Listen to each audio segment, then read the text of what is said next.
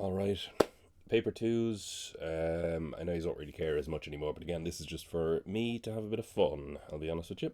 Although I've been hearing people weren't really happy about these ones either. So we'll see how she goes, I suppose. But yeah, ordinary level first. We'll give her a shot. Okay, coordinate geometry first. Alright, I went through this with somebody, so that's good. Show that the point P is this. Well, on point P, it's on the y-axis, so we know x is 0. So what we can say is... Now, there's a couple of ways of doing this. This is just how I would do it. A lot of people would just say sub everything in. You're actually okay because they gave it to you, but I'm reading it more as them asking you where is the y-intercept. So yeah, when x is 0, y is 6, so that's fine. The L cuts the x-axis. I might zoom in a bit more, actually. The line L cuts the x-axis at the point 9, 0. Find the area of the triangle in units. So you could use the formula on page 18, but you could also say it's a half base by height, which would be a half. 6 is the height, and 9 would be the base, so that would be 27. I don't know, you might want to write units squared. Find the slope. I did do that with somebody. It must be... Yeah, it must have been the others, right? You bring it over, divide both sides by 3, we get y is equal to minus 2 over 3. I think I did that with them. If they haven't done that, I'll be upset. We would say the slope is minus 2 over 3. And the line passes through these 2 points and is perpendicular to the line L. I would say that's kind of not difficult for ordinary level, but like not what they would have expected. So we would have done the slope formula like normal, and because it's perpendicular, it's equal to the other one flipped upside down with its sign changed. That would end up being 9 over or minus 4 equals 3 over 2. So that is triple that. So this needs to be 6. So I think or is 10. Yes, because then that would make 9 over 6. Yeah. Yeah, or is an integer. Yeah, okay. 8 schools are competing in the chess thing below. They're divided at the beginning of the tournament. Each school has an equal chance of winning its group. The winner of Group 1 will play the winner of Group 2. Alright, complete the table below. Show all the possible pairings for the final. Okay, so even if you didn't really understand... Yeah, okay, it does say, for example, AW means that School A meets School W, but you'd kind of be able to finish this off just even without even knowing what's going on. I think you'd be okay with this. Well, that's a C. I keep fucking these ones up. That's a D. Oh, these are all Y. Yeah, I keep fucking these ones up. I don't know what I'm doing. I'm just not paying attention. CY and DY. That would be BX, CX, BW, CW, and DW. Yeah, when I pay attention, I know what I'm doing. Write down the probability. What? Oh my god, write down the probability that School B plays. So you could have said 1 over 4 or 4 over 16. School D withdraws before the tournament begins. The groups remain the same but without School D. Each remaining school in Group 1 still has an equal chance. So what's the probability? So each of them in Group 1 now has a 1 over 3 because D is left. Work out the probability that School B or School Z, but not both, play in the final. Interesting. That would be quite tough for ordinary level. Well, basically because D is out, we can rule out that whole thing. So now it's out of 12 instead of out of 16. And it says what's the probability of B or Z, but not both. So we can't have this one, but we can have this one, this one, this one, this one, this one. So we'd say 5 out of 12. It was a very weird question. I've never done something like that before. Again, they're trying to see if you can understand it, I think. Work out the probability that School B or Z, but not both, now play in the final. Yeah, they've never... Now, I wouldn't advise scribbling things out in like a diagram either, because you'll probably need it. Erica and Peter play against each other in a different tournament. The probability that Erica wins is 0.6, and this remains the same each time they play. But there are no draws. Write down the probability that Peter wins, 0.4. First player who wins 2 games wins the match, for example, could win the match by winning the first game, losing the second, and winning the third. Work out the probability that Erica wins. That's a bit scabby, I think, again, for ordinary level. So it could be 0.6 by 0.6, right? Because she could win the first 2 games. Or she can win the first, as they say, lose the second, and then win the third, right? So we would do this and have to add them together. Forget the probability she wins the match, and the match is just who wins, the first 2 games in stats mode. Well, I know that one's going to be 0.36.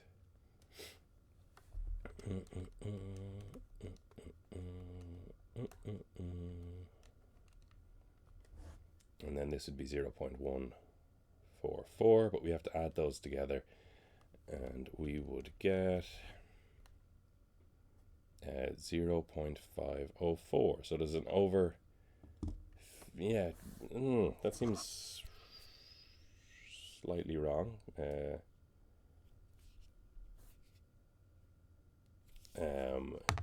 Just because that seems like barely only. Maybe I suppose work out the probability. She can only. Oh well, no, I left one out. That's what it is. I forgot she could lose the first one. Yep, that was me being stupid. She could lose the first and then win the next two, obviously. But if we did that, that would also be another 0.144. And we'd add that on and we get 0.648. That seems much more likely now. Let me just make sure I didn't goof up again. Yeah, she wins the first two. She loses the first and wins the next two. She wins the first, loses the second, wins third. Yeah, right? That's the general idea. Tara's gone on a school trip. She must choose from each of the thing. How many different choices are possible if she chooses one from each? So it's 5, 6, and 5, which is 150 because we multiply them all together. And they need to remove one from one of the activities. From which category should they remove the activity if they want to keep the greatest number of possible choices? Oh, there's 4 in the third one. Sorry, my apologies. So that wouldn't be 150. It would be 120. Is that right? 5, 6, 4. Just was not paying attention. Okay. Now, which one should they remove if they want to keep the greatest amount? They should remove from category 2, I think, right? Because it's always, if you remove there, you're multiplying. Yeah, well, I suppose I'll just check. 5, 5 is 25. By 4 would be 100. What if we remove from there? It would be 90. Yeah, I think so. I think that's fine. Yes, to keep the greatest number of chances. Use calculations to support. I suppose what they wanted to do there was just do all of it out. So imagine you took out from the first one, it would be 4 times 6 times 4, which would be 96. For the middle one, if you took it out, it would be 5 times 5 times 4, which would be 100. And for if you took it out from the last one, it would be 5 times 6 times 3, which is 90. So taking away from the middle one would give you leave you with the most. She'll have exams in 7 subjects which can be arranged. How many ways could the order of 7 exams be arranged? It would be 7 factorial. 7 by 6 by 5 by 4 by 3 by 2 by 1. That's completely wrong though. It's 5040. That's a different number. But how many ways could she? Yeah, 7 exams. She would have 3 on Monday. How many different ways can 3 exams be made from 7? That would be 7 times 6 times 5. And that is going to be 210. Yup. It is decided that maths will be the first subject examined on Monday. How many arrangements can be made for the remaining exams on Monday? So now they worded it that you didn't need to do the one, which is fine. But it would be like this, right? There's only 30 different ways you could do it after. If maths definitely has to be first. Because there's 6 left that could go second, and then 5 that could go in the third spot. Diagram below shows an isosceles with the base extended. Some measurements are given. Find the size of the angle marked A. So we'd say 180 take away 44. 136 divided by 2 would be 68, right? So A is 68, and so is the guy next to it. And then we could say that this is then 112. Let me just check all of that because I'm not apparently fully awake or something. I don't know. Take away 68. Yeah, 112. Find the area of the triangle. Oh, yeah. Now a half AB sine C is what we're going to use here. So I'm going to say a half. It's going to be 12 by 12. It's going to be sine of 44. Throw that in the calculator.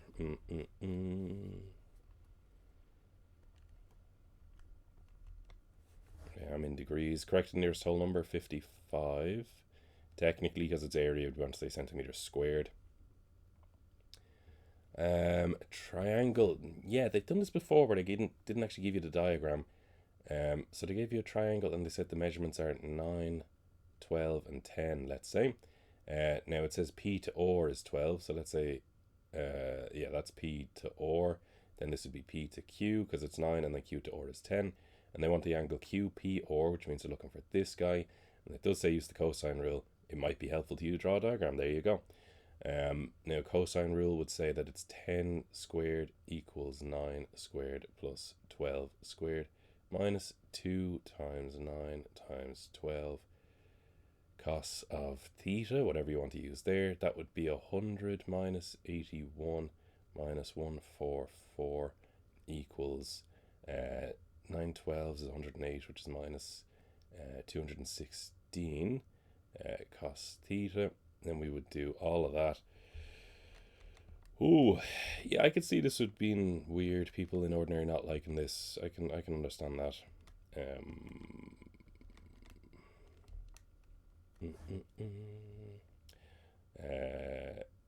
Then, oh yeah, well that's not right. I just typed something into my calculator wrong. Give me a moment. So I would say 125 over 216 obviously is equal to cos inverse, well, cos theta, but when we bring the cos over, it becomes cos inverse. So we would do cos inverse of that. And it says the nearest degree, which for me is 55, but it was 54.64 I was getting, which seems unusual that they'd ask you to round that to the nearest degree, but like, okay. I guess let me just make sure I typed everything in right. 10 was definitely there, 9 and 12, 81, 144, move them over. I guess I should check 2 by 9 by 12 is 216. So we take 19 from there, that would be 25, 21, 25, yeah. Yeah, I guess. Okay, that just seems odd to me, but I think that's fine. The mode of the 7 numbers would be 20, just because it shows up the most often. The range would be biggest takeaway smallest, which would be 15, which is the difference between the 23 and the 8. Yeah. Right in the median would just be the 17, the number in the middle. Seems oddly okay, right? Sean joined these 17 friends just before the match started and also guessed in which minute the first goal would be scored. The new median, what are these guesses for emoji?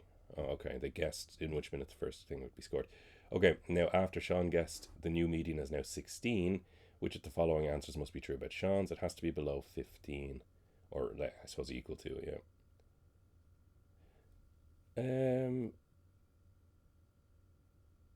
Well, you could also say it's... Hold on, let me think about this for like more than a second. So if Sean's guess was 16, it would go in here. Yeah, and it's not. That's not true. That was me being silly.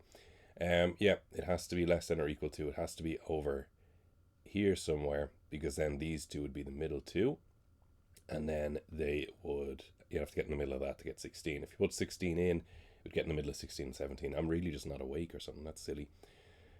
Justification. I'm not sure what they wanted for that. I suppose just in English what I said, maybe. That 16 is in the middle of 15 and 17, so you need to keep 15 and 17 in the middle, but you need to have 3 numbers on the left of the 15 in the same way you have 3 numbers on the right of the 17. I don't really know what they're looking for here. You could say 15 plus 17 over 2 is 16. Therefore, you need to have a number smaller than 15 or equal to, so that there's 3 numbers to the left. Yeah, I think just in English, I don't think there's any real maths. Unless you pick a number that's smaller than or equal to 15 and just make sure, maybe. The board game has a spinner. A player either wins or loses points depending on which sector they land in. Okay, in one sector, a player wins X. Work out the value of X so that the spinner is fair. Oh, so that is the expected value of the number. Okay, expected value. Okay. Yeah, expected value is you need to multiply each outcome by its probability. So 19 would be multiplied by 120 over 360, which is a third. Then we would say, now certain people would do this different way. I would say X times 1/6. Now, I would leave it at that. Some other people might also then say they might say plus minus 20, we'll say, multiplied by a half, and then put that equal to 0. Sometimes I would leave this out, get the answer, and then deal with it separately. There's two ways of dealing with this. Well, I'm typing all this in so I can be sure. Weirdly, the last day I think I just warmed up as we got. Well, okay, I guess I'll just leave it as that for now. Well, no, I'll do it just to save time. I think I warmed up the longer I was doing it, so I actually got better for the honours one, bizarrely. So we can say minus 11 over 3, apparently, plus x over 6 equals to 0. A lot of people would not have liked that. That would have been minus 22 plus x equals 0, so x is 22. Yeah, a lot of people would not be able to do that, I don't think, in ordinary. Enlargements, as shown on the thing below. Measure the length of A to B and the length of E to F. I can't really do that here. Use your hands to work at the scale factor. So, let's say we figured out the length of A to B is 6, and the length from E to F then is 15, we'll say. I don't really know. So because I can't do this, we're just gonna guess what it might be. Well, I meant to say 6 and 15, and then to figure it out, you'd have to do the big number, whatever you got, over the small number, whatever you got, and you get 2.5 if you used my numbers. I'm kind of thinking roughly that's about right. It probably looks like about 2 point something. Construct the center of enlargement on the diagram above. So what they wanted you to do here with the ruler was join G back to C like this, and then H back to D like this, and you'll notice that would be your center of enlargement there. Label a K. I almost did not label it K. They would probably have given out if you didn't. Point O is the center of the circle, also the center of the circle T. Points P and Q are on the circle U. Points S and O are on the circle T. Explain why OP is equal to OQ, because they're both the radius of the big circle. So both radius of U. I spelled radius wrong. What is wrong with me today? Radius of U. U being the big circle. Show that the triangles are similar. Give a reason for each statement that you make where relevant. Again, they're going old school. I would say, now this is the official fancy way. We would say POQ is equal to SO or Y. They're the same angle. They're both 120. I would say OPQ is equal to OPQ is equal to OS or Y because of corresponding angles, or the F shape, if you remember doing this in geometry, corresponding. And then we'd say the same again before the other one. Technically, we don't need to do a third one. Technically, once you've proven 2, you can just leave it. But the third one would have been OQP, if I want to keep it in the same kind of fashion. Then we would say O or S. And we'd also say corresponding for that one. Yeah, circle in a long question is crazy. I was just thinking that there hadn't been a circle one yet. The fact that it's in the long ones is actually kind of mad.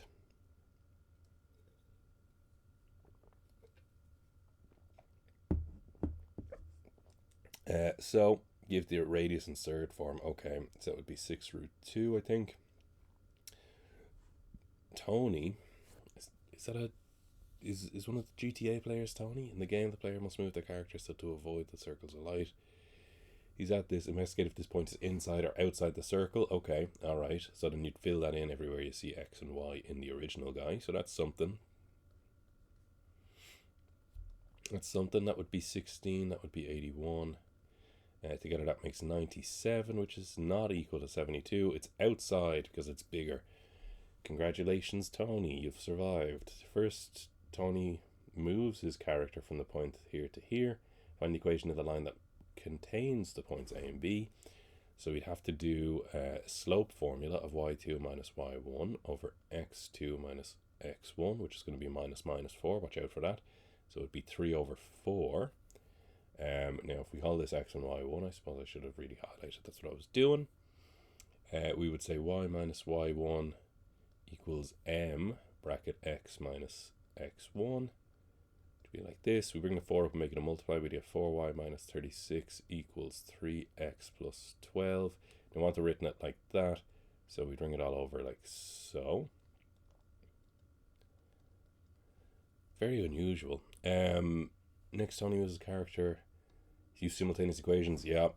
Or otherwise showed at the line L. Is a tangent. Yeah, so we would just do normal simultaneous equations, which would get the x on its own, let's say, 12 minus y. Everywhere we see x, then we're going to sub in 12 minus y into the second one. That would be 1, 4, 4 minus 24y plus y squared, but then it'd be 2y squared equals 72. We'd have 2y squared minus 24y minus plus 72 equals 0. Divide them all by 2. You could just do the minus b at this point. So 36 equals 0. And then what is that going to be? 18 and 2. 9 and 4.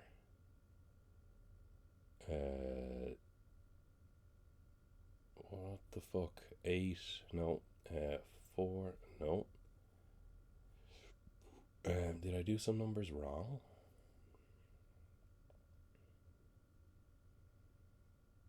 Oh, it should be 6. Yeah, I'm so stupid because we had to figure out that it's a tangent. Yeah. So you get y is equal to 6 and y is equal to 6 if you do your minus b formula. And technically, I think you can argue that that's fine. We don't need to go any further.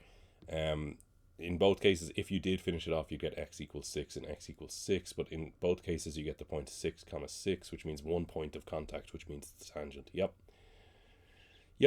Another light creates a circle S. Okay. So this would have been their kind of construction question. 5 and minus 10. If you would just even put in the center there, that would have been okay. Radius 10 means you just have to put your pointy end in like here and just swivel it around. Now it's going to be damn near impossible. I'm going to give it a go, but we'll see how she looks. Ew. You get what I'm going for. I think actually, to be honest with you, in the leave insert they might let me away with that, other than that this looks like a corner. Do you know what I mean? Write down the equation of that. Well, we would just fill in the thing. It's x minus h, but h is the first part of our center. And then it's y minus k, but k is the second part of our center because it's a minus 10. Though that becomes a plus 10 because it would have been minus minus.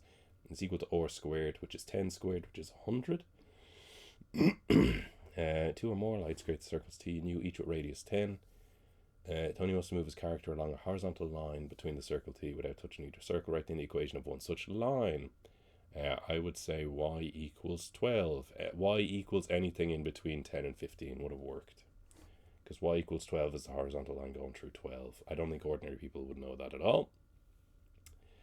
Contestants on a reality TV show are based on an island. They are divided into team A and B. The diagram below shows the camp for each team. Both camps are shown on the right angle triangles. Some measurements are shown below. A fence running along SQ to separate the two camps. Use the theorem of Pythagoras. So SQ is this. So we'd say 25 squared plus 60 squared equals C squared. 625, that is 3,600. Add them together, we get 4225 equals C squared. And I guess just square root of 4225 should be right. It is. 65 is equal to C. Find the size of the angle marked theta in the diagram.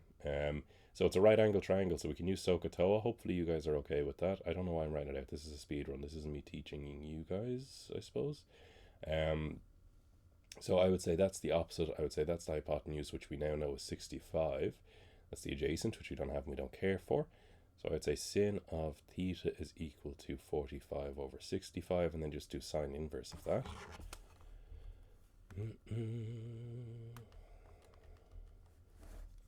Correct to one decimal place. 43.8 degrees. I suppose I should maybe put meters on this just to play it safe. Trapezoidal rule. Good. Now, it's going to be difficult looking, but like, I think it's actually okay because your calculators can just handle the brunt of this. As long as you remember that the first height is 0 and the last one is 0. That might trick people. So it would be 0 plus 0 plus 2 times all the rest. 1.2 plus 1.5 plus 1.3 plus 0.9 plus 0.8. Like that. And we have to type that into our calculator.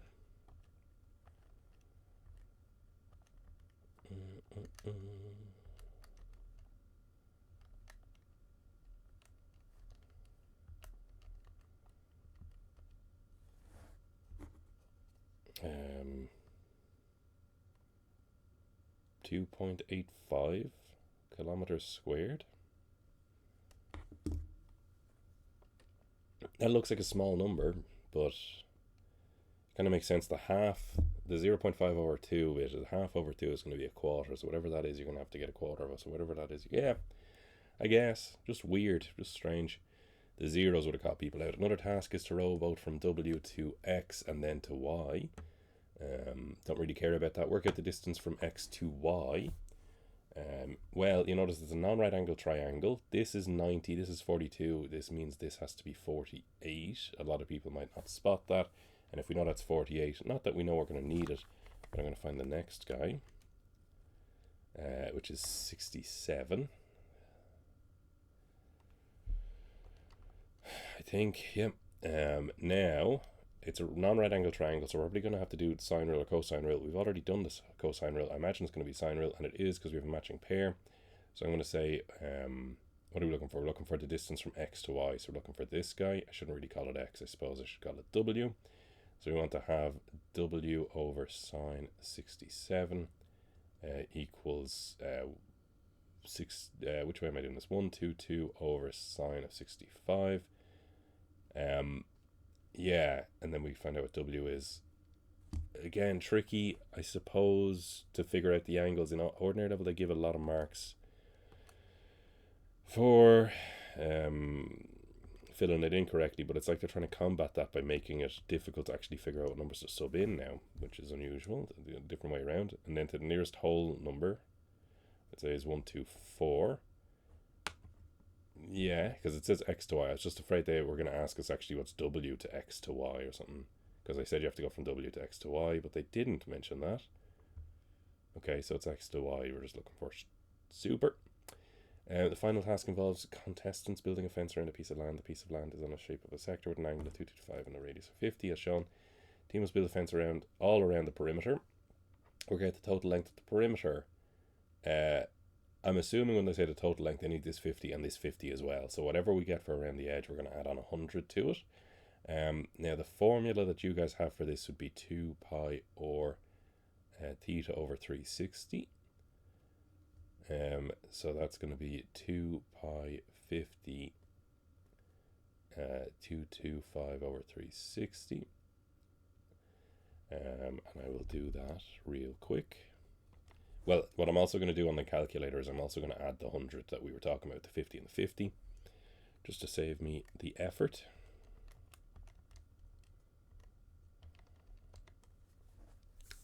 Oh, it says corrected nearest meter. I didn't spot that, so that's 296 meters.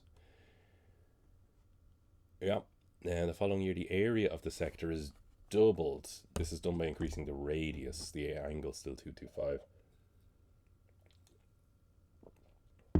What is the new radius? Again, these are tricky. They're very, I can see how it's related to the old ones, but just very annoying. So the thing is, the formula is this. We need to find the area of it originally, so we need to do the pi 50 squared 225 over 360 to find out what it was originally, which is probably going to be a big number, to warn you. I'm going to leave it in terms of this. Now, it's doubled, so if we multiply that by 2, this is why it's handy to leave that like that rather than the decimal, because if we multiply that by 2, we would just get 3125 pi, and then we know that they must have done the formula like this, because it's still, I wrote that wrong on the first bit, I didn't realize that. It's still going to be that. That should have been 360, sorry. It's still going to look like that, but we need to figure out what the OR is. We cancel them. We divide that by that, we get the square root. So OR would be square root of 3125 divided by 225 over 360. And correct to one decimal place, 70.7 meters. Mean and standard deviation, okay. Okay, I did show people this. Technically 10, 5, 10, 11, 10, 12, 9, 10, 12, and 13. And then we press this, we press this, and we press this, and the mean apparently is 10.2, and the standard deviation is 2.1, correct to one decimal place. Is 5 an outlier? I would say yes. It's more than 2 standard deviations, I guess, away. More than 2 standard deviations from mean. Now, you can do that in English. I just want to write on this. Yeah, that's an odd one to actually explain using a measure of variability. That's a weird way of phrasing that for ordinary level. Number of hours played or people at the festival spent watching bands were roughly normally distributed. Mean was 17 hours. The middle 95 spent between 14.2. And H, using the empirical rule. Wow, that's again a step up from what they normally would do. So if the mean was 17, we know it's here. If it's 95%, we know it's 2 jumps either side, so it'd be 14.2. That means that's a gap of 2.8, which means the standard deviation is 1.4, but the H over here would be another jump of 2.8, so it'd be 19.8. I think for ordinary level, though, that's going to be a bit tough. Okay, all right. I got a comment on the TikTok that said this didn't come up, so that's so worrying. Okay, maybe there's a bit to it that changes. I don't know. A random sample of 540. Show it for the sample, the margin of error. 1 over the square root of 540. I don't want to tell them. There's no point. It's not going to change anything. It's going to make them upset. Makes me feel slightly better, though. Well, does it? I don't know. It amused me, I'll say that much. But it is this person's fucking future we're looking at. So, 4.3%. What percentage of the people in this sample who attended the festival? So we'd say 350 over 540. And we multiply by 100 again in ordinary level, because it says percentage always, we'd basically do this. To the nearest percent, 65%. All right. Now I'm going to make the confidence interval down here so I don't have to keep going back. This would be 60.7 to 69.3. In the past, before 2025, well, that's what they wanted here, actually, never mind. 60.7 to 69.3. I just added and subtracted the number, the 4.3 to the 65. Use your answers above the test to claim that the percentage had changed. Conclusion, could still be 67. Might not have changed. Why? 67 is in my confidence interval that I found. Now again, maybe do a bit more English. The organisers want to reduce the margin of error for the survey. They need to increase the number of people. Use calculations. I guess just pick a massive fucking number and do like 1 over the square root of 1,000 and multiply by 100. And if I remember correctly, that's like roughly 3%. So if they want to reduce the margin of error, they need to increase the number of people. Okay, an ice cream cone has a radius of 2.8 and a vertical height. This, as shown, there's also a hemisphere of the same radius of the ice cream on top. Cool. Oh, the entire cone is filled with ice cream. How generous. By finding the volume of the cone and the volume of the hemisphere, work out the total volume of the ice cream. So, excuse me, a sphere is normally 4 over 3, but I'm going to say 2 over 3 pi or squared, so 2.8. For the hemisphere, just because it's half, that should be a cubed though, pi or cubed, sorry, 4 over 3 pi or cubed, yep. For this, it's 1 over 3 pi or squared h. I think I should probably check that though. Let me just make sure. A third pi r squared h. Yep, why'd I doubt myself? And hemisphere, I suppose I should check the sphere. Well, I'm at a 4 over 3 pi r cubed, 4 over 3, yep. Alright, 2 over 3 pi bracket 2.8 cubed plus 1 over 3 pi 2.8 squared 13.4. The nearest centimeter cubed is 156. It's very close to 156 anyway, so I probably would have rounded that myself in real life. Oh, what's going on here? Some soft drink companies changed the dimensions of their cylindrical cans. The table below shows the approximate dimensions of the old and the new designs. The old radius and the new radius, and then the old height. Okay, each design has a volume of this. Work out h. Well, if we take the formula for the radius of a cylinder, pi r squared h, and we fill in 3 for the or, but we leave h as h, and they're telling us it should be 393.4. We're just going to do maths to try to get h on its own. So it's going to be 393.4 divided by 9h. 393.4 divided by 9 pi, sorry, not 9h, 9 pi.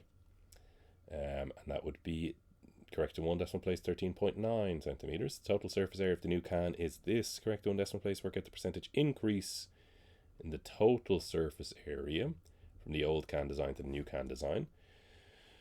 There's a few of them again from the old ones that we just kind of, I don't think people were really doing them anymore.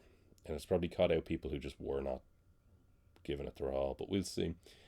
So the area of a cylinder, 2 pi or h, I knew that. 2 pi or h. Now technically we'd also have to do the two tops, which would be pi r squared, or the top and the bottom, which would be pi r squared for top and bottom, but instead of or, we're going to do 3.3. So 2 pi 3.3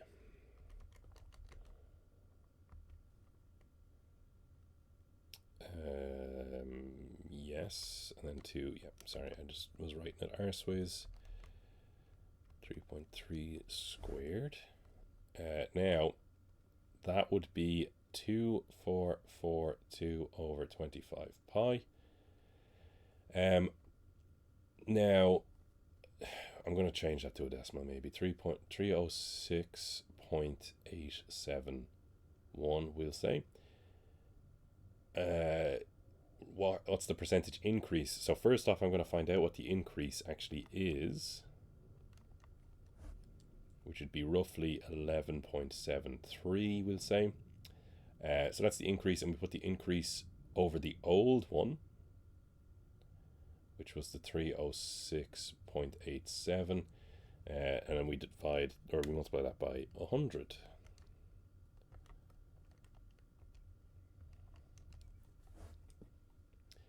If we multiply that by 100, we would get 3.8%. I think that was right. I might have messed up a decimal somewhere along the way, I feel like. This was very similar to the junior cert one. Can we take any reference from that? I don't know. Remember that the radius of the old can is this? Yeah, and just so we don't have to keep going back. Shop is a shelf. They told us all cans are upright, not stacked. They're in rows. The entire base must be in contact with it. Sure. Work out how many more cans could we place on the shelf if the new design was used instead of the thing. Okay, yeah, so, alright, sorry, that took me a minute. So, if the radius of an old can is 3.3, its diameter is 6.6. So, basically, what I would do is 62 divided by 6.6 means we can fit 9 in one direction.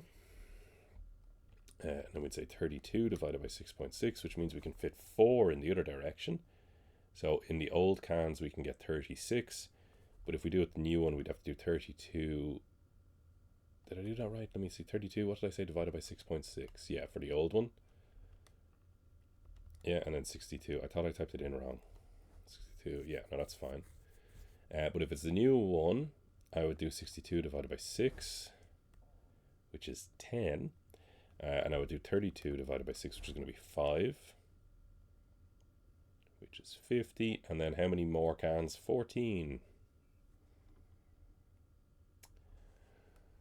A lot of numbers. A soft drink at 35 grams of sugar in a 330 milliliter can. The company made a new recipe of 30%, reduced by a further 20%. Work out how many grams of sugar in a 500.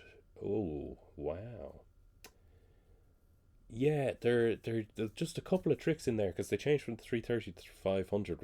Without that, it would have been a normal leaving cert question for ordinary. But then, so yeah, if we do 35 multiplied by 30%, let's say, we'd get 10.5. So that means we'd say 35 minus 10.5 the first time, and we get 24.5. But then it said a further 20%, so we'd multiply that by 20. And that's 2. That's not right. What have I done? 24.5. I forgot to take it away. Multiplied by 20%. And that would be 4.9. So then we take away 4.9 from that. And we get 19.6. So there's 19.6 grams in 330 milliliters, right? And now we need to change that to 500. So that's just very nasty, to be honest with you. Just to speed run this, I'm going to multiply by 500 over 330 on both sides, because then that would turn into 500. So we do 19.6 multiplied by 500 over 330. And we would get, correct to one decimal place, 29.7 grams in 500 mils. Very weird question. They're mixing two things together there. But that's it.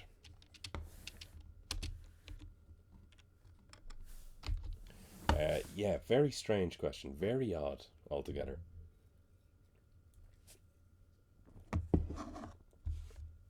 It was an odd one.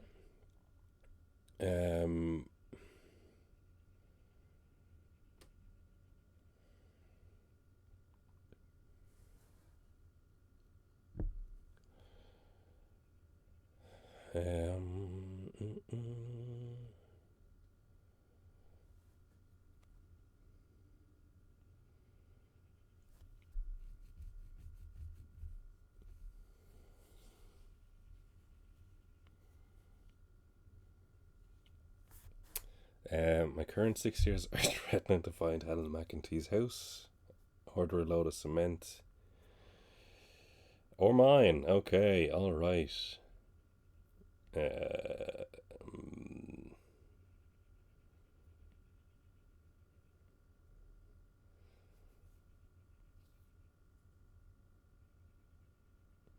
They're saying that other guy is struggling. Okay. Wow.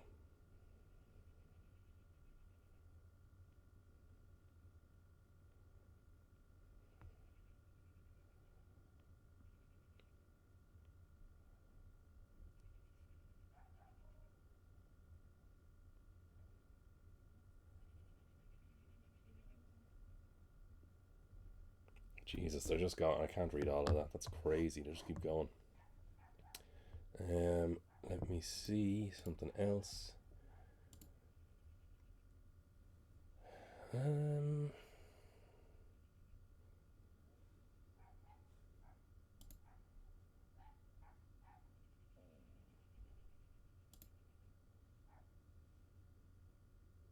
Okay. All right. I think I'm ready for the honors one now. Very strange one. Very strange. Now they were saying in that group chat that someone else doing it on TikTok and he was struggling. And he's quite good at maths. So we'll see if I'm struggling too. This can happen. I think sometimes you guys forget that us people who are teaching you maths, we have seen a lot of these questions before. We don't necessarily get them all 100% straight away. But that's what part of this is. It's kind of fun for me to kind of challenge myself on some of the things. Maybe that make you feel better. Maybe make you feel worse. I don't know. That's just the truth of it. Okay, paper 2, my last maths for the 2025-2026 year. We'll see. Okay, paper 2, let's give it a shot.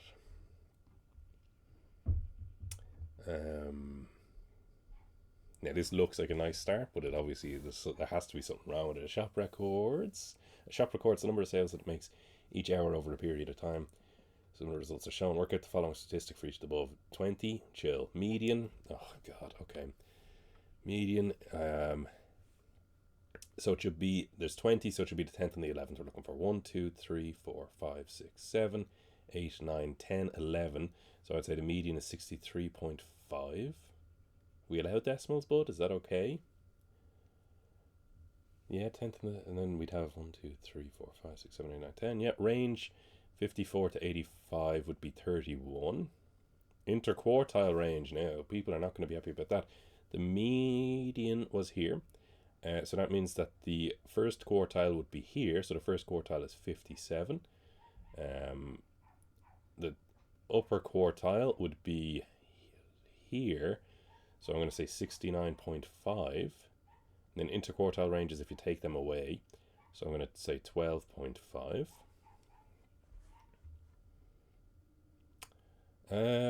Wow. To represent, okay, so you're saying use 50 to 59. So that would be 7 of them. So hold on, let me just write it down so I don't have to keep going. Well, I can't really do this anyway. 7, 8, 3, and 2. Was it 7, 8, 3, and 2? Yep. Now I'll do the maths, right? The maths that we're supposed to do is because there's 20, we're supposed to do like 7 over 20 multiplied by 360. Excuse me. Which would be 126 or something, right? I should do it out just to make sure. I don't know, I'm just being ignorant. Yeah, 126. 126 is roughly going to be like this, we'll say. Again, I can't measure on this. I'm sorry, I'm not trying to get out of it. So that's 50 to 59 group. We do the same, but we do 8 over 20. We 144. So that's going to be like rough. It should be bigger than that. I should have really swapped these around, but hopefully you'll forgive me. That'll be 60 to 69. 3 over 20 be 54. We'll say that 54, yeah, and the 126 actually make 180, so we'll say this is 54. And that'll be 70 to 79. And then the last one would be 2, but it's just what's left, so this should have been 36. Yeah, forgive me that I can't draw in the things on this, but hopefully you see that I know what I'm doing. You give me the marks. The shop records the number of sales for each hour for a further K hours. Each of these K hours has a sale in the range 70 to 79. When the sales of these K hours are combined with the other one, 32% of the total number of hours had sales in the range blank. Work out the value of K. Wow. So, that's fascinating. So, a shop records the number of sales that it made each hour over a period of time.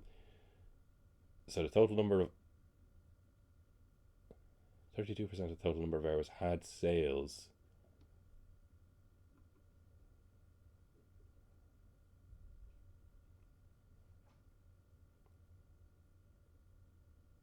So there was an hour where they made 54 sales. Is that what I'm looking at? Shop records the number of sales that it makes each hour. There was an hour that had another 54, an hour that had 55, an hour that had 55.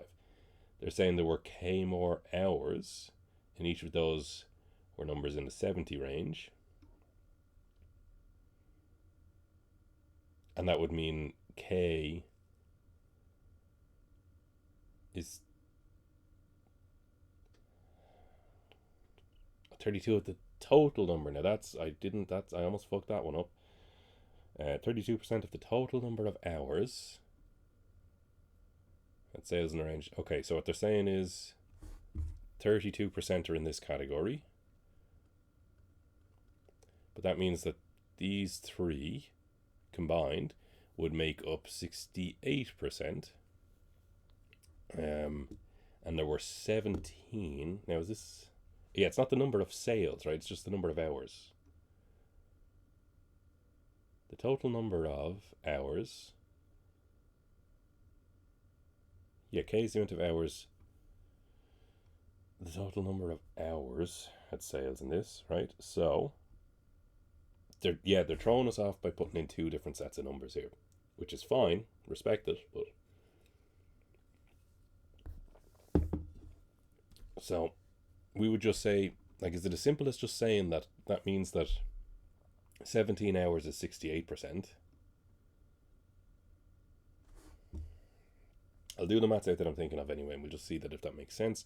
So I'm saying 17 is equal to 68%, which would mean, yeah, if we divide both sides by 17, we get 1 hour is 4%, which would mean that there's 25 hours in total, which would mean that this is 8. Oh, it doesn't mean that's 8, sorry. I lied to your face, because there was already 3 in there, so 5. Yeah, they might have tricked people with that, because there was K extra. There were already 3 in there. They said the total number would have been that, would have been the 8. I think that makes sense. I don't know why, I just cannot read that. That's melting my brain. Yeah, I think that's fine. 32% of the total number of hours had sales in this. Yeah, there was 20 hours originally, 17 that were not in there, but 17 must have represented 68%. Yeah. A company makes mobile phones. The company carries out a survey in a random sample of n. Based on the survey, the margin of error proportion is this. Correct it. Work out the possible value. One possible value of n. All right. So what we would have to do is we'd have to say 1 over the square root of n is equal to 0.034. Maybe people forgot to do that. Square both sides, because then we get 1 over n is equal to 0.034 squared. Ew.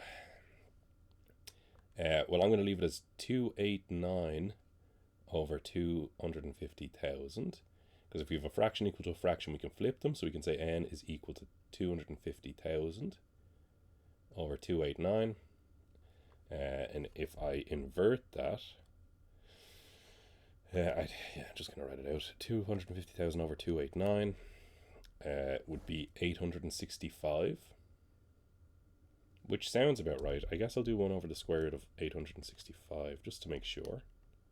Yeah, 3.4, sure. Company makes 2 types of mobile phones, an old and a new one. A random sample of 80 of the company's new phones is tested to see how long it takes to charge them from empty. The mean time, so X bar is 45.4, with a standard deviation of 3.1. Uses information to make confidence interval with the population. I'm sick. I think my lads would know how to do that. So we would say 45.4 plus or minus 1.96, 3.1 over the square root of 80. Am I messing anything up there? I don't think so. Give you each answer in minutes, which is fine. Correct to 1 decimal place, which is also fine.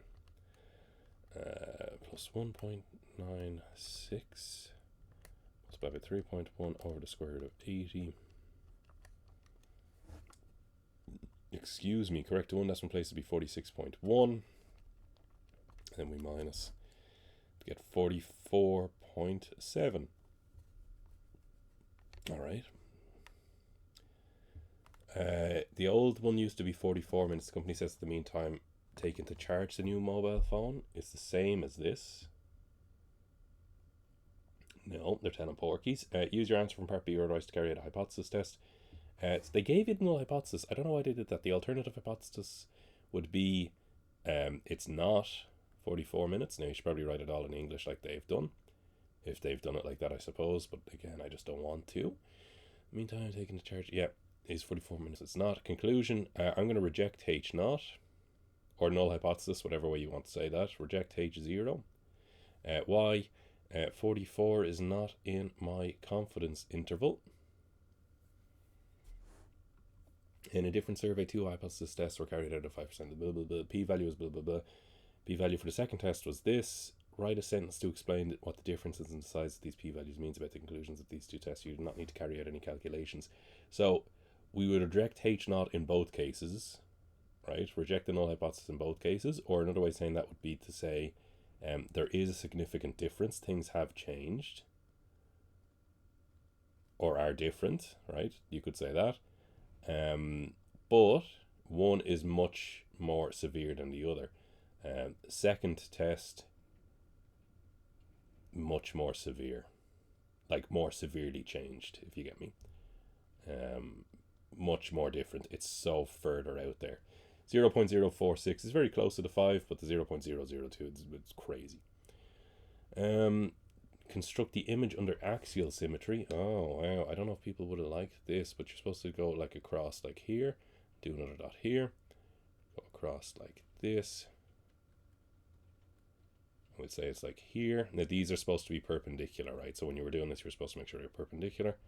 And then this would be like so. To like here, we'll say. And then join them up. Whoops. Like so. That's not bad. You guys have to give me some credit for that. If you use measurements, write them in the appropriate place on your solution.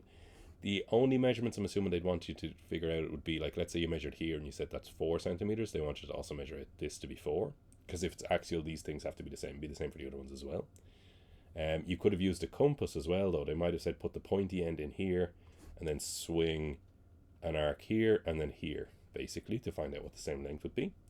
A right circular cone has this height and this radius. The volume is this. Work out the thing. So we can say, according to the formula, volume is equal to pi r squared. Whoops. Pi r squared, which is h over 4 squared, times h, which is h.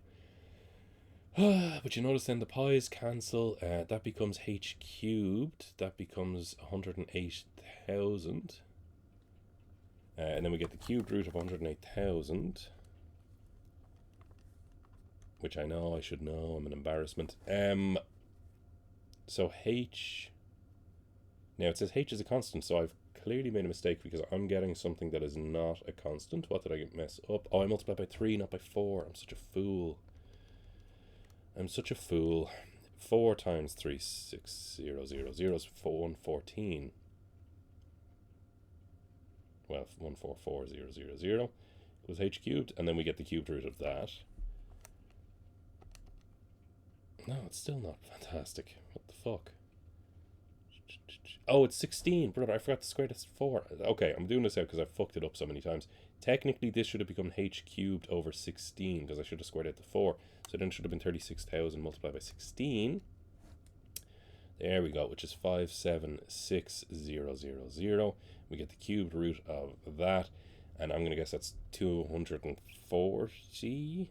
Ooh, no, I don't know. I'm going to figure it out. Those are all wrong.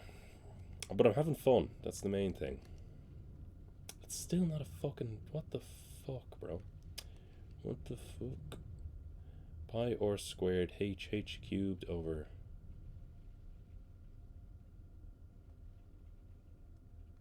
(36 times 16...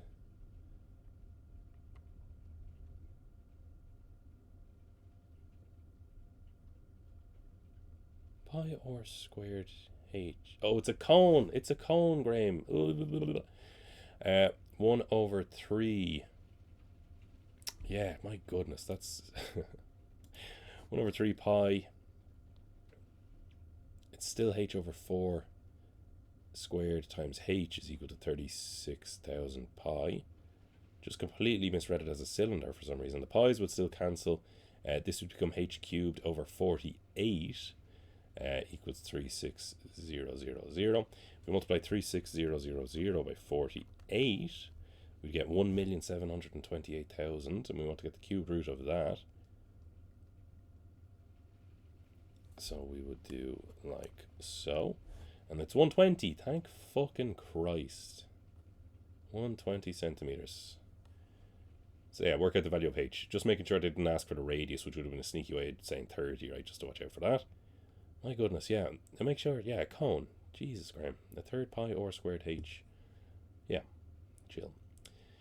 Cuboid has these sides. Cuboid lies inside a sphere so that the 8 corners of the cuboid touch the sphere, basically. Work out the volume of the sphere. Interesting. So, the sphere formula needs the radius. The radius would be the same from the center of the very center of this to one of the corners. So, we need to figure out what that length is. So, in order to do that, I'm going to figure out... Yeah, the diagram does not help. It kind of cuts itself ever so slightly. So I need to find out this triangle here, which is like the center of the end and the center of the whole shape. That would be the 30, right? So that's going to be 30. I need to figure out what this guy is. And to do that, I'm going to use Pythagoras over here. To do Pythagoras over there, I'm going to need 12 and 18. So that would be 12, that would be 18. I'm going to do Pythagoras with those. So the square root of 12 squared plus 18 squared. Let me just make sure that's right. 12, 18, because it was 24, and I'm halving that, so that would be 12 and 18. So it'll be 6 root 13 for that guy. But then I would just do Pythagoras again, but I would use 6 root 13 and 30. So square root of 6 root 13 squared. You want to be careful if you're typing that in. Then we'd say 30 squared. We get the square root, and it says that that would mean this length here is 6 root 38, which is promising because there's a root 38 in here. But don't forget, I need the area, the volume of a sphere, which is 4 over 3 pi or cubed. And then or would be the 6 root 38.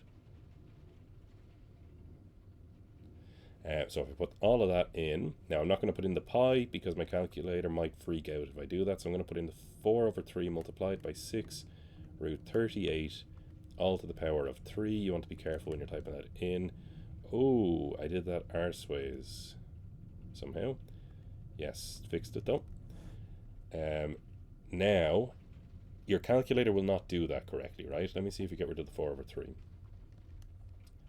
No, your calculator will not do that, and I think a lot of you guys would have freaked out. You would have gotten a lot of marks for doing that as it is, but what I think they wanted you to do was to recognize that cubed could be written as a squared and a single one side by side, because then if we do 6 root 38 and then square that,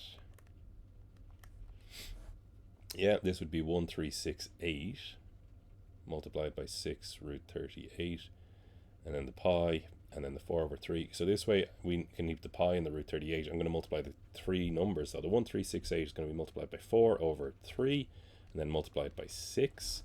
And I would get 10, 9, 4, 4, root 38 pi centimeters cubed. I really enjoyed that. Oh, they even told you it might be helpful to find the length of the internal diagonal of the cuboid. Yeah, but the diagram isn't very conducive to that. It doesn't help because this line here is in the way of where you would normally, in my mind, draw it. I think they've kind of fucked you guys slightly with that. I don't think the diagram is... Now, they obviously can't make the diagram correct so that you can't just measure it, but I don't think you can measure that one. I think you're fine. Yeah, okay. An interesting one. I don't think a lot of people would have been able to do that. And people would have liked that one, but maybe they would like the actual symmetry. I don't know. Are these perpendicular? Well, the slope of this one is minus 3 over 2. Obviously, the slope of this one would be 3 over 2.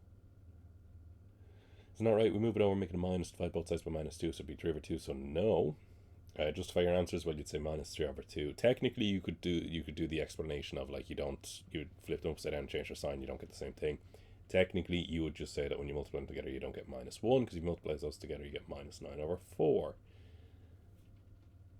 This equation is here. Find the ranges of values of m for which the line does not intersect the line segment from 3. Okay. And that's interesting. That is interesting. So I'm assuming...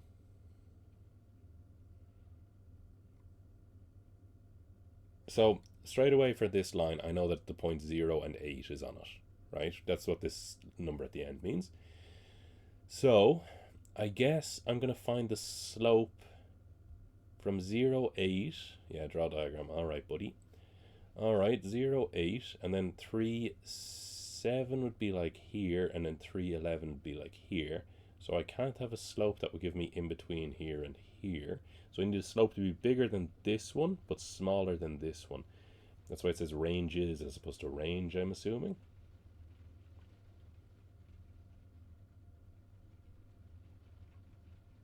Yeah, okay. So I'm going to find the slope from 0, 8 to 3, 11 first, just to keep that in mind. And it's going to be 1. Yeah, 11 minus 8 over 3 minus, or 0 minus, what did I do? Yeah, 0 minus 3 minus 0, that's 1. So m has to be greater than 1. Or, we do the same again, but we would do 7 minus 8 over 3 minus 0. And that would be minus a third. So m has to be smaller than minus a third. Those are my two answers. That's what I put here, I think. Never seen one like that before. I don't know if a lot of people would have spotted to do it that way.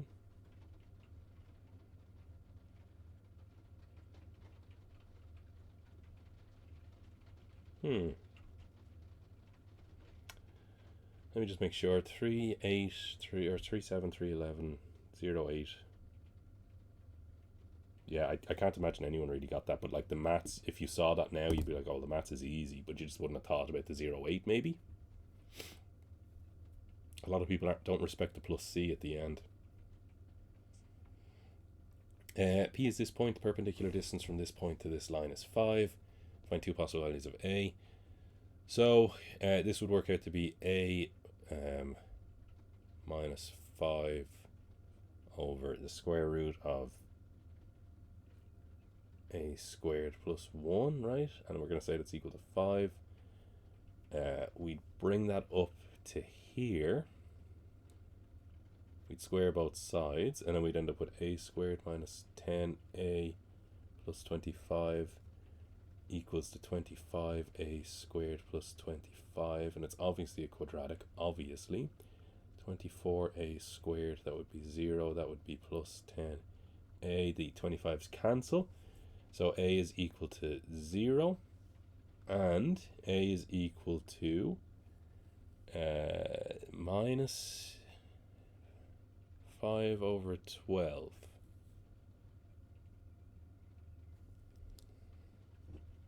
Yeah.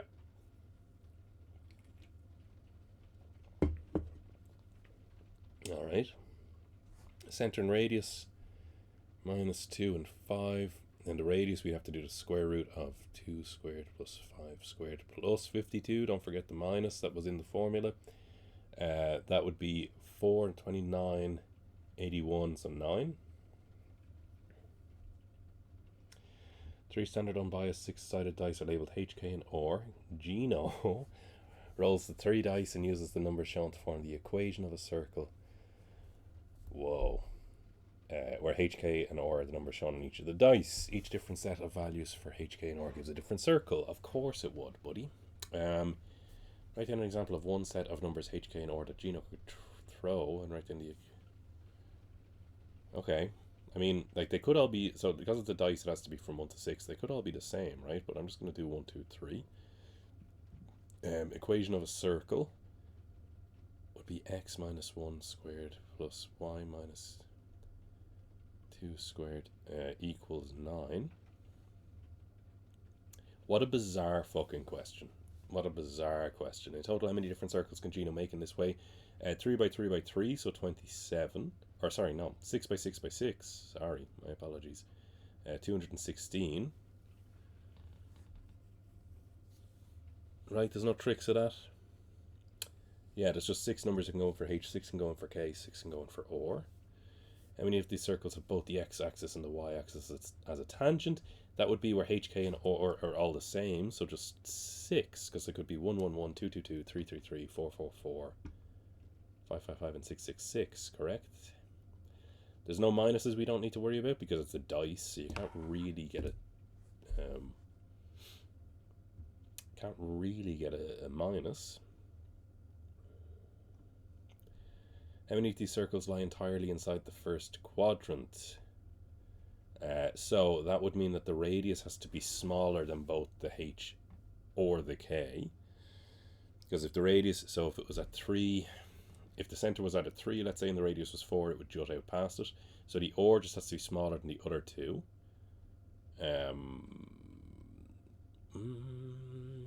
So I will say when OR is 1, that's fine.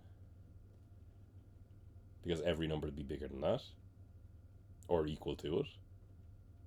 So there's 36 other ways, because if you get or is 1, there's 36 ways of getting the other two. You get 1 1 1 2 1 3 1 4 1 5 1 5 6, or 2 1 2 2 2 3 2 4 2 5 2 6. Yep. When or is 2, though, we can only have 2 till 5. So then it'd be 25. And then when or is 3, we can only have 3 till 6, so that's 4. So it'd be 4 by 4, which is 16.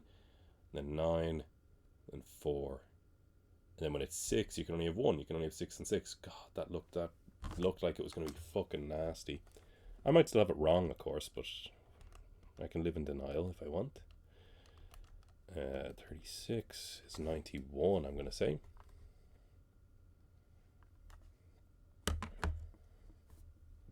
Isn't that right that it doesn't cross the... Just to make sure I read the question. The fact it worked out so pleasantly, I imagine that's what they thought they were going to do, because very often with these questions it looks horrendous, but the answer is actually very pleasant. And I think they kind of want it as like a reward for anyone who can kind of get to that stage. Yeah, the radius can't be bigger than the other two was my conclusion. So if the radius is 1, how many different circles would be okay? All of them. We said there'd be 216. Does that make sense? Yeah, because 6 times 3 is 36 would be how many there are. Yeah, I'm going with that, I think. Find the value of this without using a calculator. So we would say sin of theta would be 1 over 4. We'd use Pythagoras, and we would say 16 minus 1 is 15, so that would be the square root of 15. So then cos is the square root of 15 over 4. Doesn't that make sense? Because then it would be 1 over 16, 15 over 16, add them, you get 1. Diagram below shows cos squared for a limited domain. On the diagram drawn, label the graph of y equals sine squared. Wow. Wow. Use the fact that cos squared plus sine squared equals 1.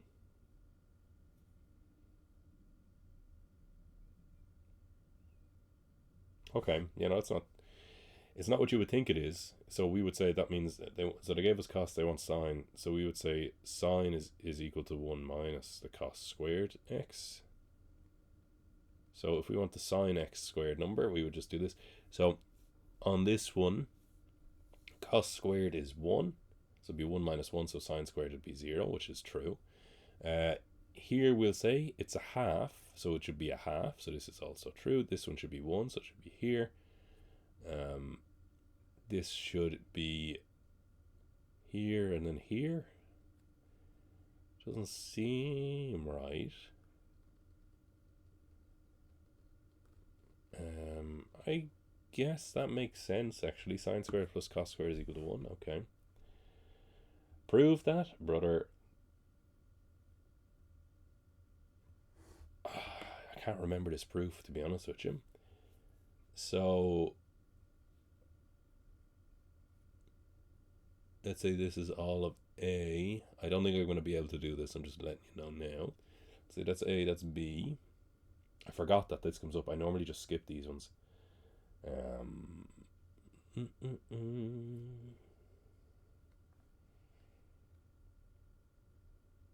A minus B would be this guy.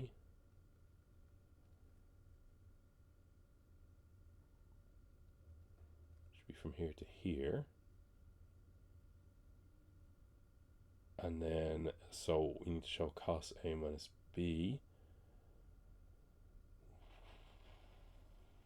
We could use... Can you not just use the cos A plus B and just sub in the minus? Was this trying to throw you off?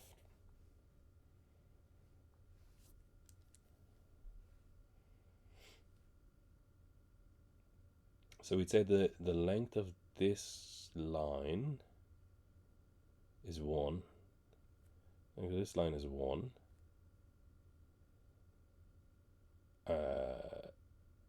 This point here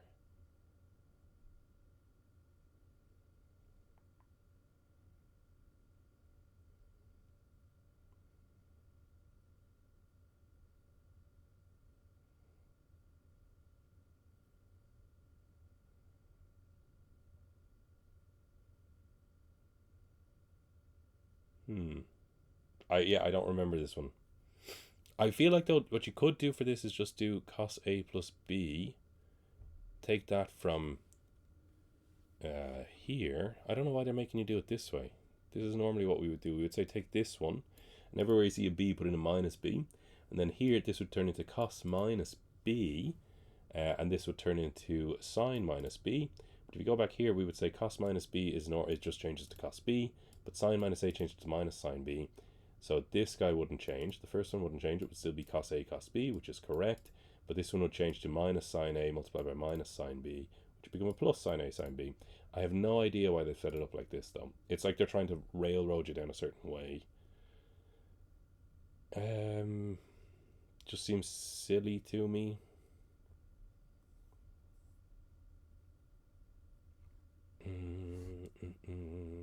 So we know here would be cos B. Here would be cos A.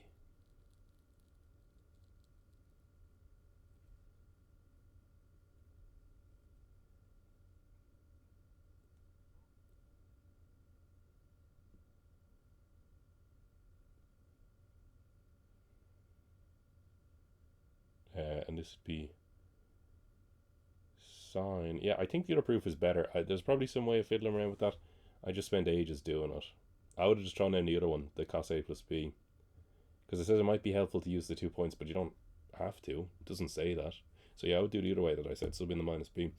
I might play around with that myself afterwards and see what I think about it, but just for the purpose of this, we'll just say that's what I did and I'll move on.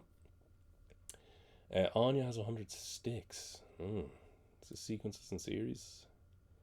Each stick is a different integer length from 1 to 100. Anya makes triangles using 3 of these sticks at a time. Find the area of this triangle. Okay, nice and easy. Start like this.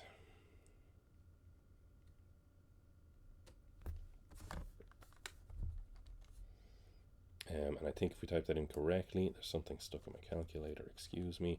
We'd say sin of 58. Corrected nearest centimetre squared would be 102 centimetres squared. Yeah.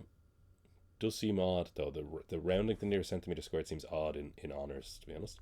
Find the value of x.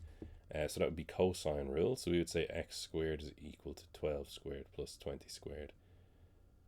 Minus 2 times bracket 12, 20 cos 58, and we just type all that in our calculator and get the square root of the answer to get rid of the squared off of here. Now I'm not going to do the square root initially. There is something still stuck in my calculator, no? There we go. 12 squared plus 20 squared minus 2 times 12 times 20 cos 58, and then we get the square root of our answer. Now it says x is an element of natural numbers. I'm getting 17 point something. Oh, because I said the angle is 58 degrees correct to the nearest degree, so it's not exactly 58. They're saying they rounded it. So they're kind of getting you to use an estimate, which means our answer, even though they tell us x is a natural number, the maths is telling us it's not because it's a rounded one. That's bizarre. If you didn't look in the words, you might not have seen that and just think you were wrong. But it's okay. Anya also makes this triangle below. Did it come up with the sticks thing at all? No, it didn't really mention the sticks. There we go. That's probably more where it comes in. Anya also makes this triangle. Find the value of y. So it does say 34 and 59 are correct to the nearest degree. So our answer, it's going to be the same kind of situation. It's going to be probably rounded. We can say though that if it's 34 and 59, then the third one would have to be 87 corrected nearest degree, right? So that's the maths we're going to use. We're going to say 72 over sin 87 is equal to y over sin 59. I'm going to just multiply across by sin 59.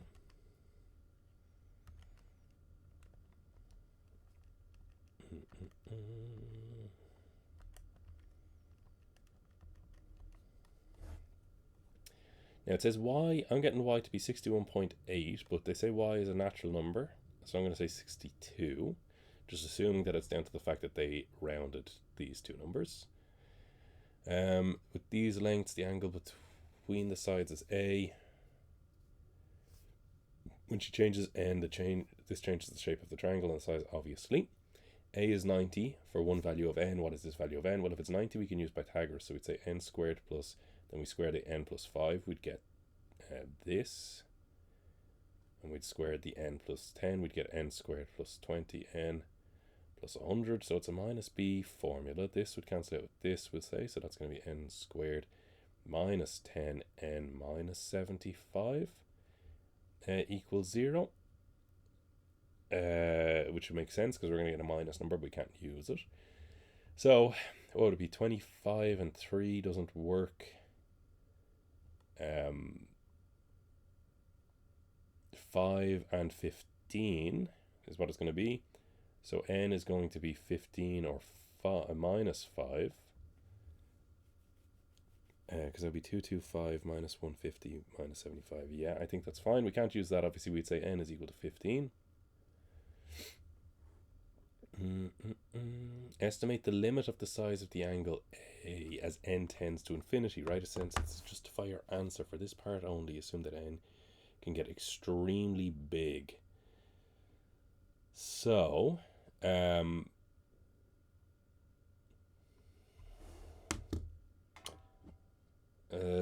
the problem is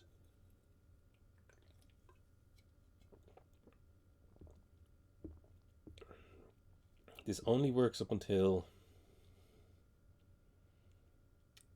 2n plus 5. N plus 10 at the minute is the longest one. But the longest side can't be greater than the other two added together. So that's actually fine. I'm thinking the wrong way, I think. Because that would mean n can't be smaller than 2.5.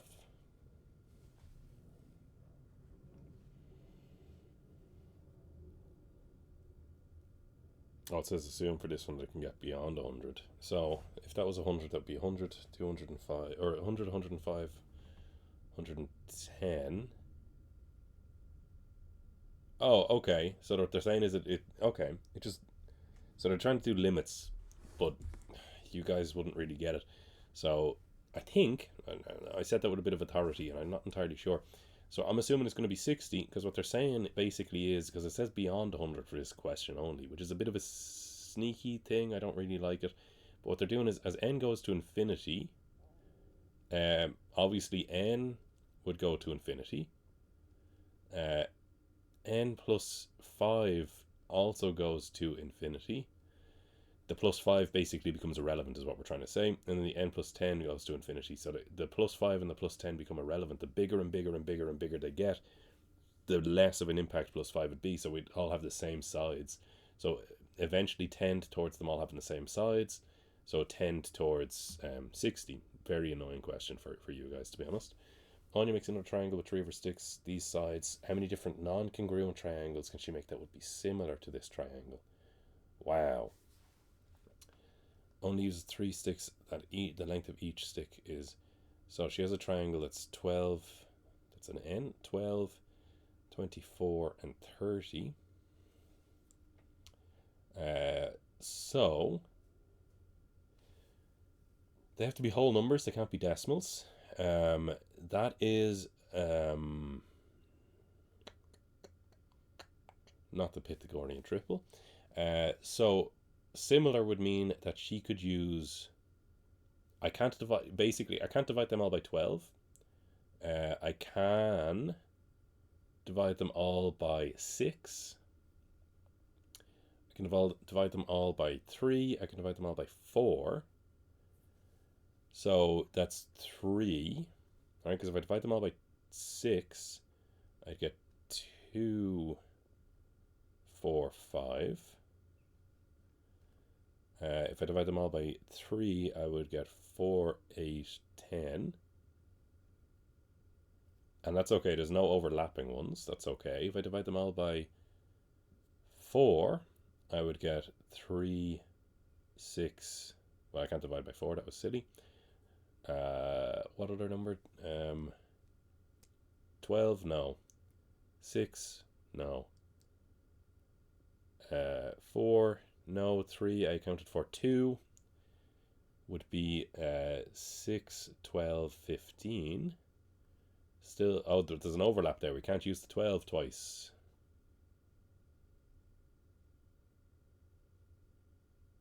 Well, did I say we could use it twice? I'm going to say... Okay, it depends on what they were, how they meant that. Can we use the 12 again, or can we not?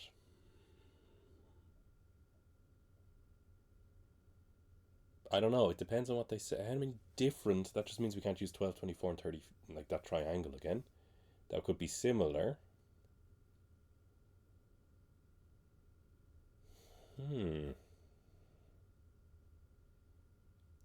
I don't know what they mean here. I don't... In my opinion, they haven't been very... They haven't actually specified whether you're allowed to use them again. I'm going to assume she can't in this, right? So technically 6, 12, and 15 would be congruent, but I'm assuming the 12 stick has already been used in the original. The 4 is okay, because I'm saying that like we could use the second or the third triangle. We don't have to make both. We just can't reuse one from the first, maybe? I don't know. I don't know. It depends. If you're allowed to reuse it, then it's 3 so far. If you're not, then it's 2. Now, there's still more to go. So, divide them all by 1, we can't do. Divide them all by 2, ran into that. 3 did. 4 can't be done. 5 can't be done. 6 did. 7, 8, 9, 10, 11, 12 can't be done. But we can go in multiples of them. But I'm going to go multiples of the smallest version. Yeah, so if we can't multiply that by 1, we can't make that 3, we could make it 4, we can't make it 5, we can make it 6, which we ran into, can't make it 7, we can make it 8, so that would be 8. There might be an easier way of doing this mathematically. I'm just actually just bare bones going through it. 8, 16, and 20. We could say 10, but again, yeah, okay, 10, what am I multiplying by 5? 10, 20, 25. The 12, 24, cool. 14, 28, 35. Multiply by 8 would be 16, 32, 40. Multiply by 9 be 18, 36, 45. Is it just any... Well, as long as you got bigger than... Oh, it's just multiples of 5. Well, the biggest is 20 times 5. So can we say 19? But we can't reuse that one. If we're allowed to reuse them, I'm going to say it's 19. If we're not, because it should be 20. There are 20 multiples of 2, 4, and 5 that we could use. That would all be similar. But we can't use the 12, 24, and 30 because we can't use the one they gave us in the question. So it just depends if we're allowed to use the 12 again. Or the 20... No, the 24 might be an issue. Okay, I'm going to assume we're allowed to reuse them all again. And I'm going to say 19. I don't think they were very specific, but I don't think they would have meant it to be that complicated, maybe, because it was complicated enough as it was. I'm just trying to judge how complicated it actually was. I'm going to say 19, because if we break it down to the bare bones, it would be 2, 4, and 5. And then you can have 20 iterations of that before the biggest number becomes 100, and 100 is the biggest one we can use. And we can't reuse the same one that they gave us in the question. I'm just assuming that's what they wanted. Otherwise, I'd have to go through all of them and just make sure the numbers aren't... Because 24 and 30 would come up in other ones.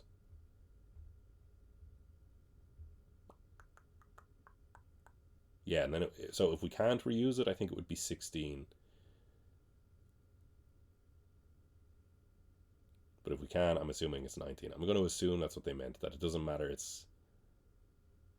Yeah, I can't imagine they meant to go that complicated. I just don't think they specified. Oh, heavens. Number of daylight hours, energy produced.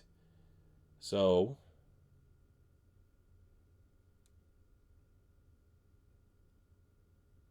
Yeah, I don't know. This one... I would say 0.8. It's a very clear trend, and I know they spread out as we go on further. I don't fully know, to be honest with you. I've never seen one with this much data in it. I guess if you had the time, you could literally go through each of those things on the grid and figure out what they are, but I am not doing that. Like, let's say the line of best fit would be like, well, a bit lower down than that, maybe. A bit like that, more so.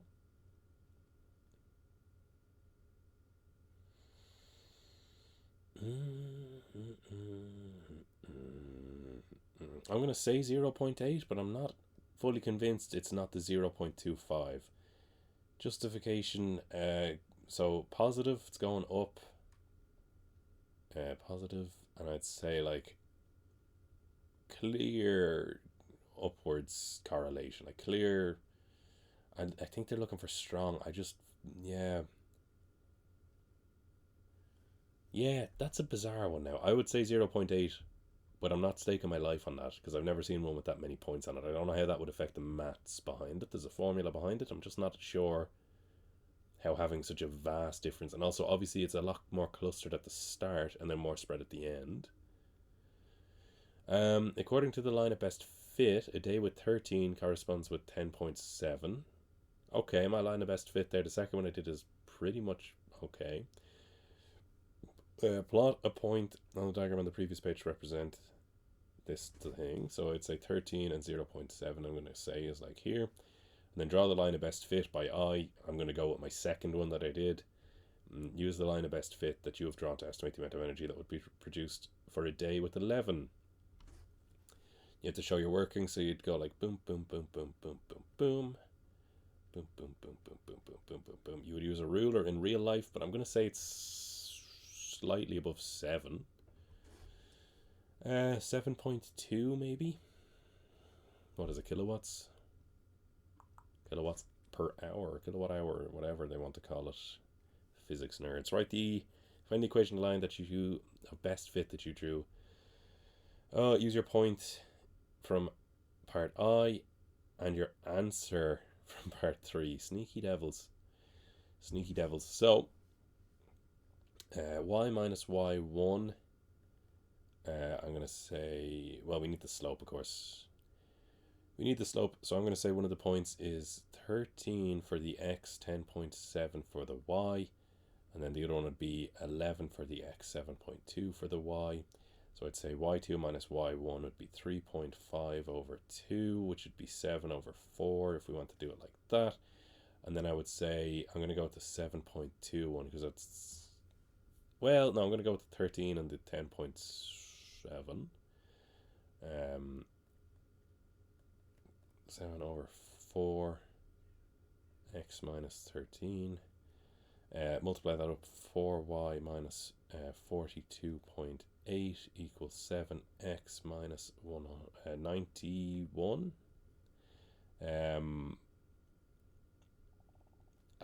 Now it says a and b are constants. They don't care if they're decimals. That's okay then, but they just want it written as y equals. So we'd say 4y is equal to 7x minus 91 plus 42.8. But then we have to divide everything by 4, so it'd be 7 over 4x. And then here, Did I just happen to pick really nice points? Is that all it was? That I got a nice fraction? Okay, alright. Minus 91 plus 42.8. Be minus 48.2, sure. Okay. Yeah, I can see now. I did a couple of things that actually I could have saved some time. But we got there in the end. Odd question. There are 128 solar panels. Each week he chooses 2 to test at random. Find the probability that in a given week he chooses at least one of the same solar panels as he chose the week before. So at least one means 1 or 2. So I'm just going to find the probability he doesn't use any of the similar ones and then do 1 minus. So if there's 128 in the first week he uses 2, then when he picks 2 for the next week, the odds he doesn't pick any would be 126 over 128 for the first one. But then it would be 125 over 127 for the second one, because we've already taken one out. And then we multiply those two together, which is going to be a crazy number.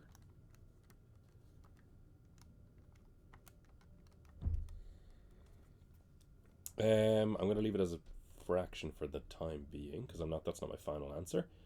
7875 over 8128, because that's the odds he picks. He doesn't pick any of the same ones, so we just do 1 minus this guy, and we would get, give your answer correct at 3 decimal places, 0.031, which kind of makes sense. The odds he pick one from the previous one is quite small. Let me just make sure. Yeah, the odds of not picking one of the original 2 was 126 out of 128, and then 125 out of 127. And that's none. Yep. Okay, I did do this with them, so hopefully you're okay with this. This was a weird one. They did this in like 2015 or 2016 or something about the sun in Galway. They're really hitting up the old ones for these exams. Okay, model by the following thing. HT is equal to this. H is in hours. There's a number of days after 21st of March. Now, in the old question, though, they actually told you how many days it was in brackets afterwards. They kind of said, like, 28th of March, 7 days. Like, don't overthink it. Use HT to find the number of daylight hours on 28th of March. T is the number of days. I'm going to assume T is just 7. This always fucks up my head, the dates, right? So I'm just going to sub in 7 everywhere there's T. I'm going to make sure my calculator is in radians first, though. And I'm going to write 4.5 sin bracket, and there's already a bracket, 2 pi, and the 7 and the 365, and then plus 12. The number of daylight hours on 28th of March, 12.54. I guess that makes sense. I think they're trying to throw you off here as well, because there's 2 times. There's hours and days, and they were trying to trick you guys into assuming that T was the hours, but it specifically says T is the number of days, where H is the hours, so just, it's a bit mean. Use HT to solve an equation to find the first day and the last day. Unusual, but I think we can just do a cast and do the first minus one. And the last day, because it's a year, so it's cyclic, so it would go back around. After 21st of March, for which the number of things is less than 8. That's super mean. They put 2 tricks in there. So I'm going to put it equal to 8 first, and then I'm going to do probably cast and fiddle around with it. You do not need to find the actual date. Thank you. You're very kind. 4.5 sin of 2 pi over 365. T plus 12 equals 8. But then you bring that over, make it a minus, so that's really a minus 4. But then you divide both sides by 4.5. And then it becomes a cast question. So we would say that where you want sin to be or negative, so we want to be in this quadrant and this quadrant. We want out here and out here. I'm going to do, again, I'm in radians. The radians is also an extra element that is just unnecessary for the shenanigans they're throwing our way. I'm going to say that the reference angle then is minus 1.095, I'm going to say. But then in the quadrants that we're in, we have to do pi plus that and 2 pi minus. So, I think for this one it would be 4.2365, we'll say, and that's equal to 2 pi over 365.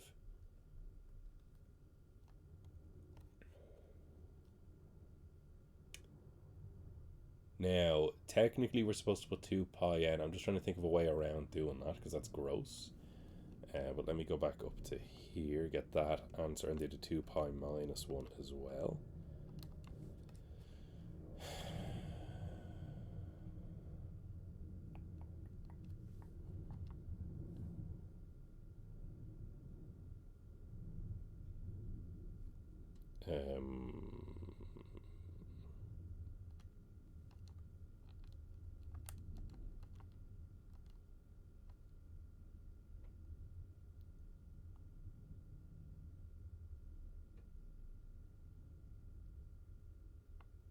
Oh yeah, okay.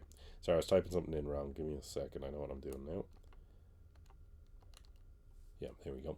So the other one would have been, for the other quadrant, for the 2 pi minus, we would have had 2 pi over 365. I forgot the t, I realized in the other one. T should be equal to 5.1883. Now again, technically I'm supposed to be doing this,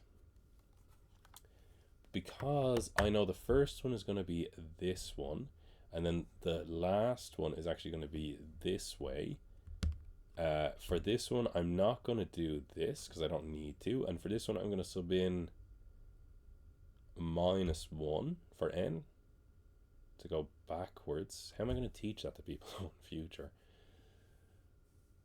There's just so many different elements here. The radians, the not telling you the days, the last one, and the less than 8 is just all diabolical, to be honest with you.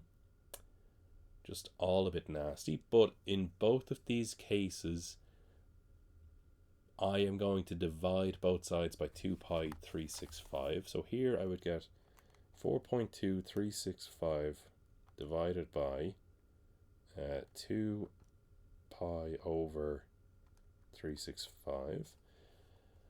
And that would be 2, 4. Now that looks wrong. No, it's fine. It's okay. It's kind of weird, but I get it, actually. It's just very strange. And then here, we're going to have to do that big kerfuffle first. The 5.1883 minus 2 pi, let's say, just to cut out the time. And then we divide that by 2 pi over 365. So that would mean 63. Well, it's minus 63.6, we'll say, but that means 63 days before March 21st. Oh, well, it says the last day after. Sorry, my apologies. Okay, well, then actually just ignore. Okay, I just read it wrong then. And the last day, so we actually want that way. So it was actually fine. You actually wouldn't do any of this. First day and the last day after, for which it would be. Okay, well, that's fine. Divide that then by 2 pi over 365.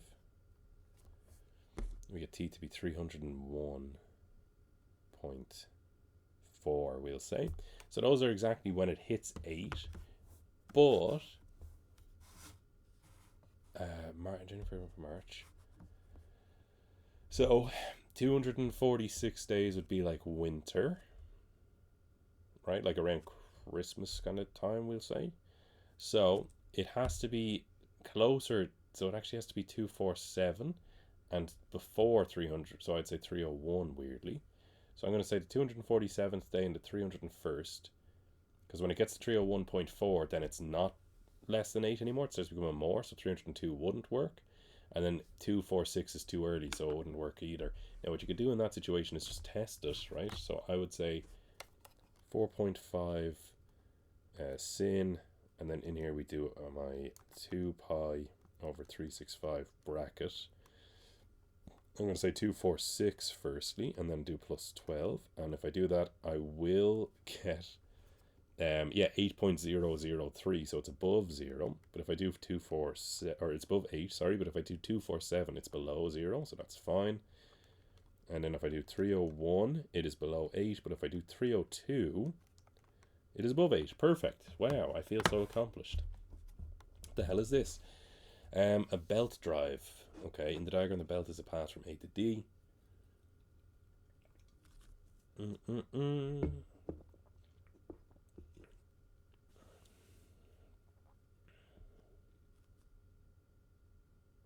Yeah, the tangents, yeah, obviously. Oh shit, what is this? Fill in the missing statements and 4 missing reasons to prove that the triangles are congruent. PA is equal to PB because they're both the radius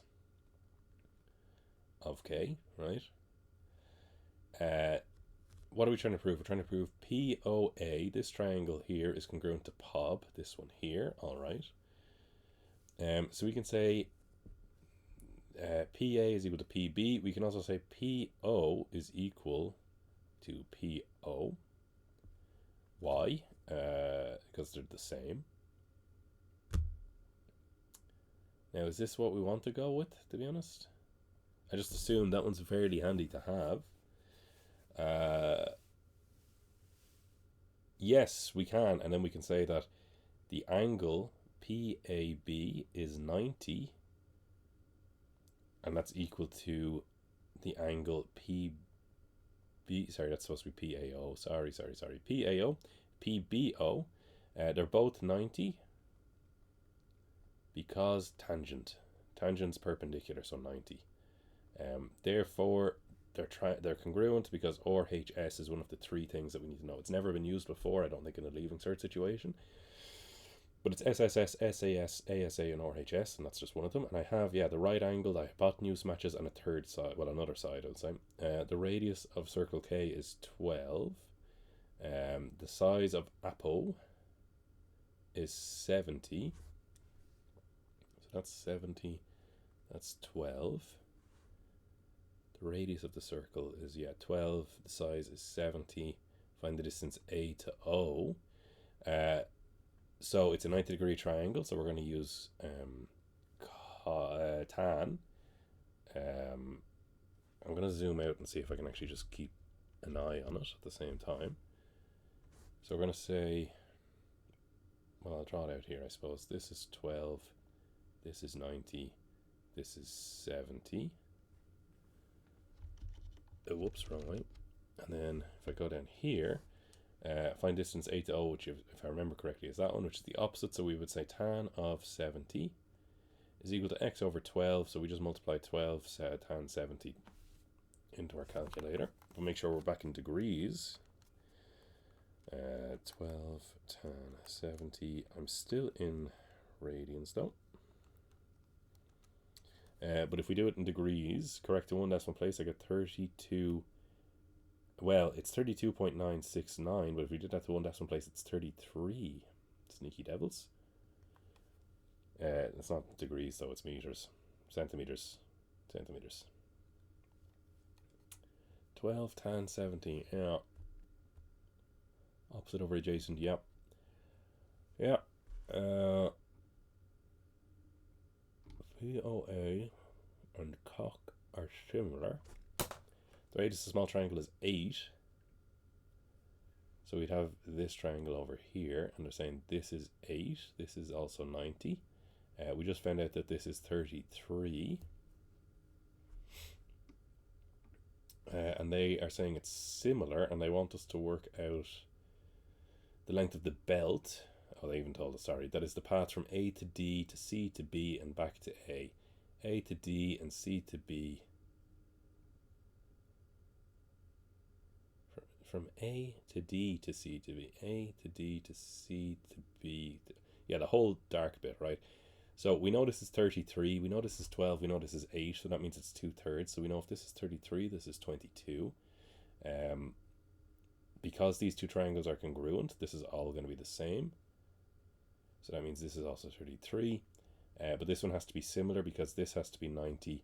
And because of the X shape, these two have to match, but because they're congruent, they have to match. So that means this is congruent. So this can also be congruent here.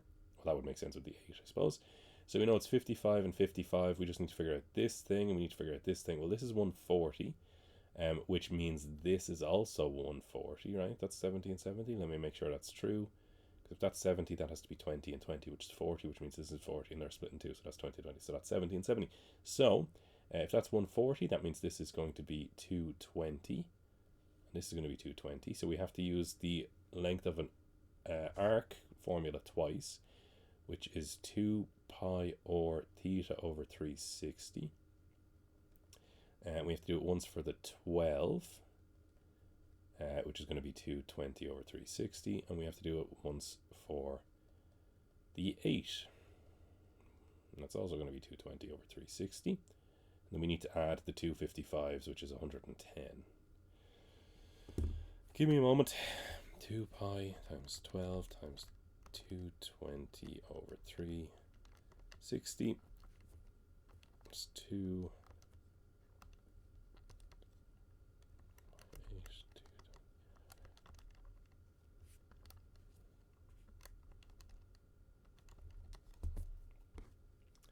Give your answer correct to the nearest centimeter. I'm going to say 187 centimeters. Make sure I type that all in right. There was a lot there. I shouldn't have done it all in one go, but do as I say, not as I do, I guess. 10. It was definitely 110, yeah, because it was 33 and 30. 33 and 32 is 55 and 55. It was definitely 140, 360, 220, and same over here. 8 and 12. 2 pi or, yeah. The gear belt is this. It's packed in a closed box.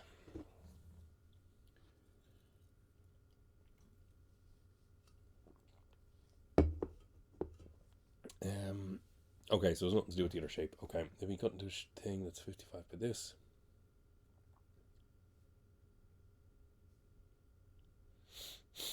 Find the volume of the box to be length by width by height, which would be j by k by x. Yeah, so we'd say j, well, I'll write it in the box, I don't know why. J is equal to 55 minus 2x. We'd say k is 60 minus x.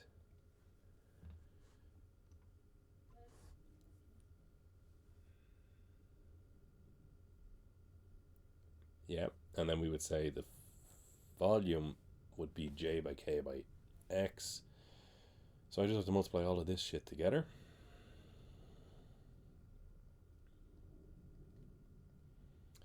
That's going to be 300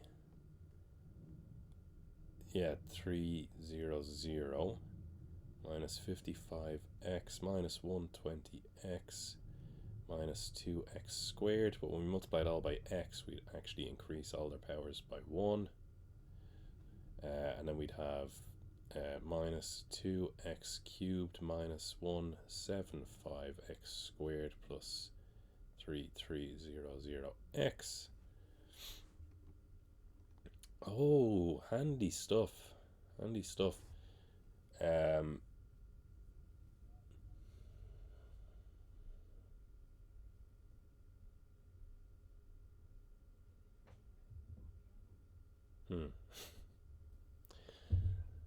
Used to cut the grass. They're really stretching this thing. Cut the grass in the region shown in the diagram below. The perimeter of the region is made up of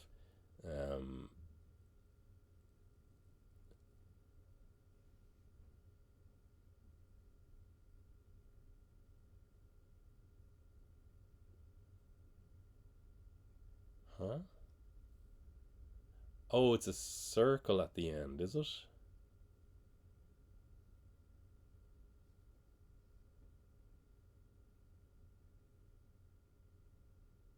Oh, yeah, I didn't even read that bit. The perimeter of the region is made up of a number of line segments plus the arc of 1/4 of a circle from A to B.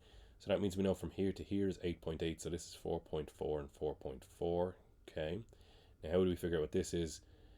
How do we figure what this is?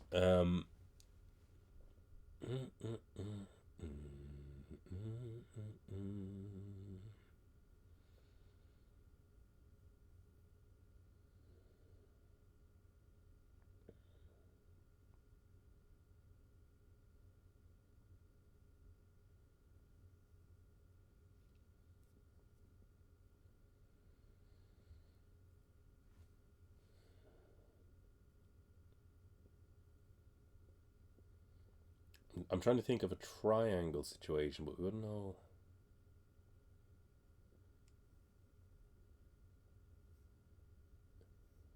Wouldn't know the angle.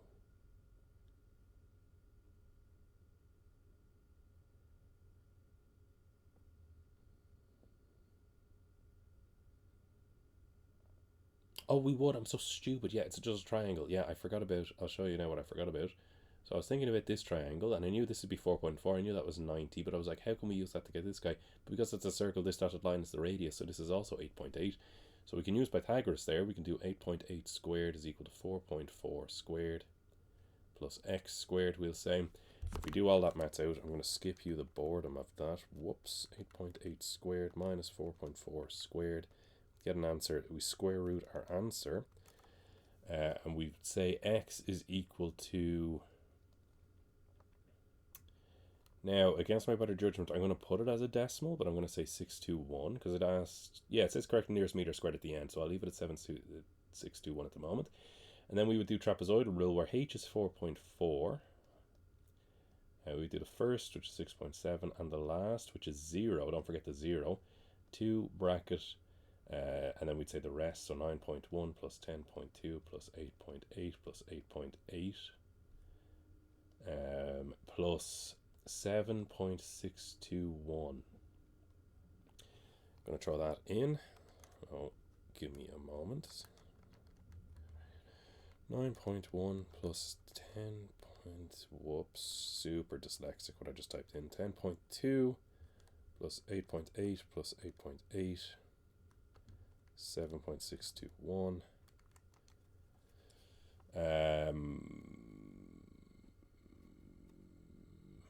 Now,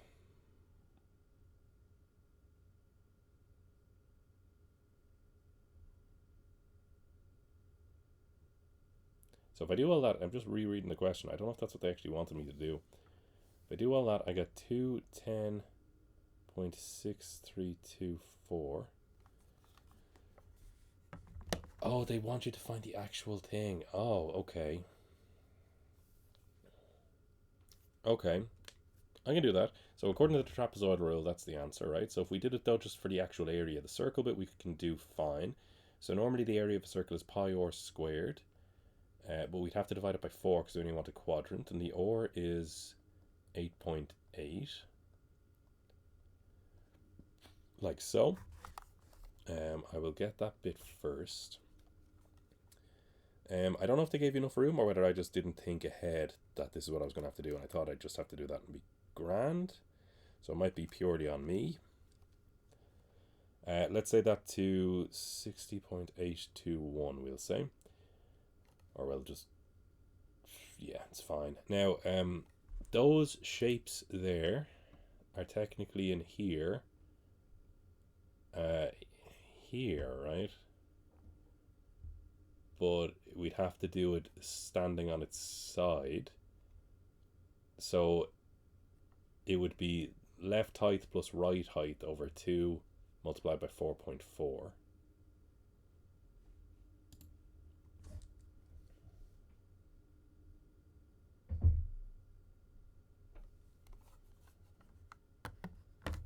Oh, we didn't have to do all of it.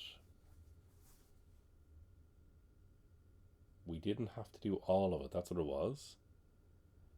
because doing that for the first ones would just give us the normal trapezoidal rule. That's how the trapezoidal rule works. It's assuming they're straight edges. So we technically only have to do for the last two and just figure out what the error was there. I think that's right. So if I did that, so I'd say 6.7 plus 9.1 over 2 multiplied by 4.4, but then I would have 9.1 plus 10 plus 2, 10.2 over 4. So I actually didn't need to do all of that. So I'm just going to, I need this, and I'm going to say is I actually don't need anything that I did there, but I'm going to do 4.4 over 2. I'm going to do the trapezoidal rule just for the circle bit. And I'm going to say it is, it's going to look very strange, 8.8 plus 0 plus 2 times 7.621. Because that's the first and the last, and that the other ones would have been fine. Yeah, it says finding the actual total area or otherwise. So I could have just done the trapezoidal rule. I think this works. I'm going to check that myself afterwards, but interesting, certainly interesting, because they don't actually explain to people what the trapezoidal rule is, and there's a shortcut if you can spot it. So that would have been 52.8924, but then if we take that away from the 60.821, we would say that the error 7.92, correct the nearest meter squared, that would be 8. I think that's fine, because the other ones just qualify, because we would have had to have done the first formula there, 6.7 plus 9.1 over 2 times 4.4. And then we would have done the same for the other one, so we would have had 9.1 plus 10.2 over 2 multiplied by 4.4. But if we had done that, it just turns into the trapezoidal rule anyway. So doing the first 4 using the formula from the log tables and doing the first 4 in the trapezoidal rule are the same thing. The only difference for the trapezoidal rule would be the circle bit at the end. So I only have to do the trapezoidal rule for the circle bit at the end, and then do the actual area of the circle. Yeah, I think that's fine. I still have one more question to go. Jesus. Okay. The amount of money spent on entertainment per month by an adult population is normally distributed. A mean of 46. It's probably Z-score, standard deviation of this. Work out to spend more than 50. More than 50 would be this situation over here, because 50 is above average, so I need to do 1 minus whatever my answer is going to be. So I'm going to say 50 minus 46.02 all over 11.72. And I'm going to get this.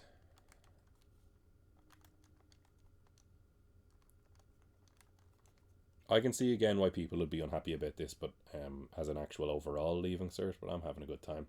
0.34. Again, me having a good time is probably a bad sign for you guys, because it means I find it interesting that they've done something new and that you haven't seen.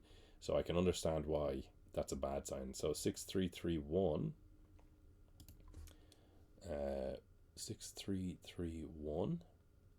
But I need to do 1 minus that. So 0.3669. Give your answer to the nearest percent though. 36.69%. But nearest percent would be 37%. Weird. A couple of rounding things were just unusual, which is fine. 90% of the adult things spent less than X. Work out what X is. Well, what we'd have to do is go back to 90%, find 0.900 here, but I'm going to do 1.28.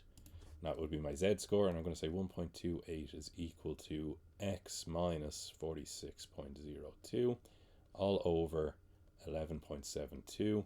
Then if we do all that maths out, 1.28 multiplied by 11.72, add 46.02, correct the nearest whole number, means X is 61 euro, if we want to be precise. Okay, I went through that with my lads yesterday, so that's good. Oh, probability, fuck me. In a game, each player wants to collect as many tokens as possible. When each player takes their turn, they roll a standard unbiased 6-sided die once. Each time they roll a dice, they either get 1, 2, 3, 4 and they get nothing, or they roll 5, 6 and they get a token. Right then, the probability the player gets 1 token on their first run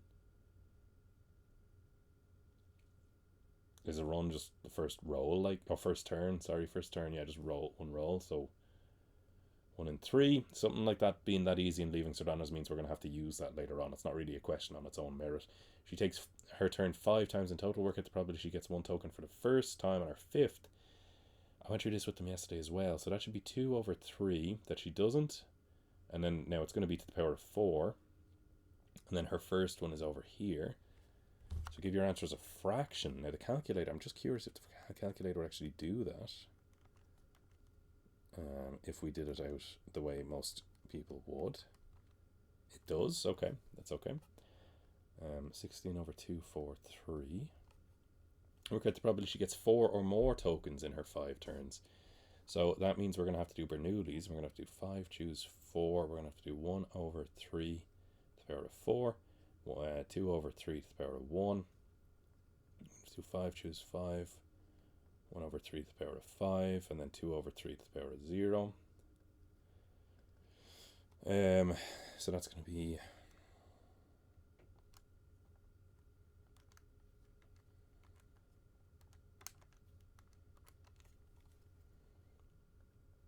10 over 2, 4, 3. But then here it's going to be 1 over 243, I think. We add them, we get 11 over 2, 4, 3.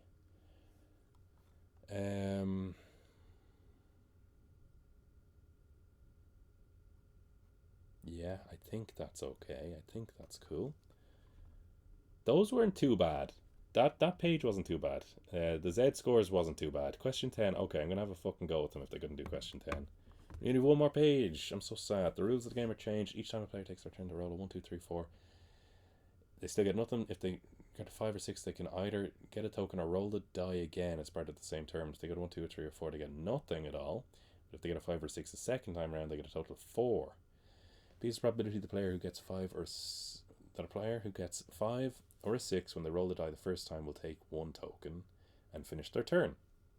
Work out the expected value in tokens of taking 1 turn using these rules. Remember that the turn can involve 1 or 2 rolls of the dice. Give your answer in give your answer in this form. It may be helpful to draw a tree diagram. Alright. Well, let's see what the tree diagram would look like. You have a 2 in 3 chance of just getting none. Big fat 0. You have a 1 in 3 chance of getting a 5 or a 6. And then you have 2 more options. And they say P is the probability that the person who gets 5 or 6 will just take a token. And then that means 1 minus P is the probability they roll again. So that would be 1 token. And then over here, we'd have another one because these people have rolled again. But then it would be a 2 over 3 that they get 0. Or a 1 over 3 that they get 4. Isn't that right? 2 over 3 chance they just get a 0. 1 over 3 chance they get to succeed. And then P percentage of them get 1. Take 1. And then 1 minus P decide to roll again. And if they roll again, it's another 2 over 3. 1 over 3 chance of getting 0. But this time the return would be 4. Find the P's probability. Work out the expected value. So the expected value is each of these 4 outcomes multiplied by their probability. The zeros I can just ignore because multiplying by them by 0 would have been fine. The top one, this 1, is going to be 1 multiplied by 1 over 3 P. This one is going to be 4 multiplied by 1 over 3 by 1 minus P by 1 over 3. We have to add all them together. The top one I can change to P over 3, which I'm going to change to 3P over 9, just for the future reference. This is going to be 4 minus 4P over 9, and if we add them together, we would get 4 minus 1P over 9. Is that okay? Seemed okay? The wording there was atrocious. I will give you that. To someone who does not do maths, I can fully agree with you. That would be abysmal. The expected value from part C part I is biggest when P is 0. Explain what this means each player should do in order to maximize the expected value. So they're saying is if P is 0, you get that's the highest expected value. So if they want the thing, basically none of them should ever go for 1. They're basically saying, oh my god, they're basically saying that if you get a 5 or a 6 and you want to decide whether you're rolling again or going for a 1, they're saying P being 0 is the best option for you, which means the probability that you should just take 1 and bounce is stupid. So what they're saying is always roll again if you get a 4 or a 5. Obviously you're not allowed to roll again if you don't. But yeah, that would be it. Okay, interesting. Question 10 was okay. 9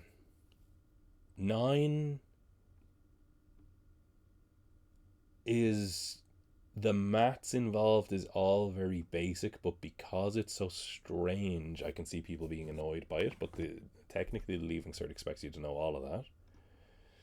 So 9 and 10 wouldn't be too bad. This one, let me go back. Yeah, this one I didn't like at the start. As I said, I'm not entirely sure about this. This stuff should all have been fine. This one is like a 50-50. Some people get that, some people they don't.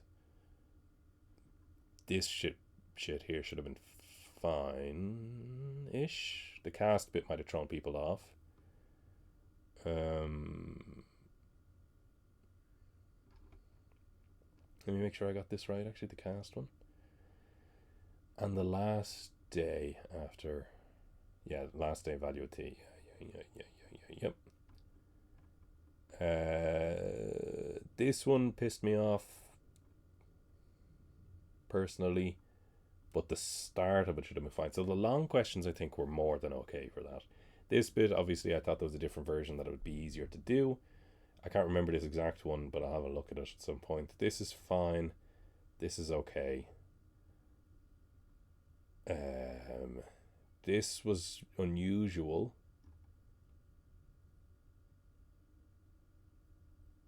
Was it the ordinary level one at the circles and the long question? Yeah, that was unusual. This was unusual, but it was okay. If you sit and think about it for a minute, maybe, again, I'm coming from it from the point of view of someone who does maths all day, so understandable. The perpendicular distance. Yeah, that bit should have been okay. Did I do it right? Did I sub in the numbers right? Yeah. I think so, anyway. Yeah. That bit, I can understand people not getting part B. Part A and C should have been okay, but part B should have been abysmal for people, I imagine. Even though the maths is very easy, this bit I can fully get people not getting it. It's one of those ones that if you spot the trick, the maths is simple, but you have to keep track of where you're going the whole time. This one is simple. I just kept fucking it up. My brain was not working. Yeah, I think that's okay. That's okay. Yeah, they're not going to be happy with me. I think this is just okay.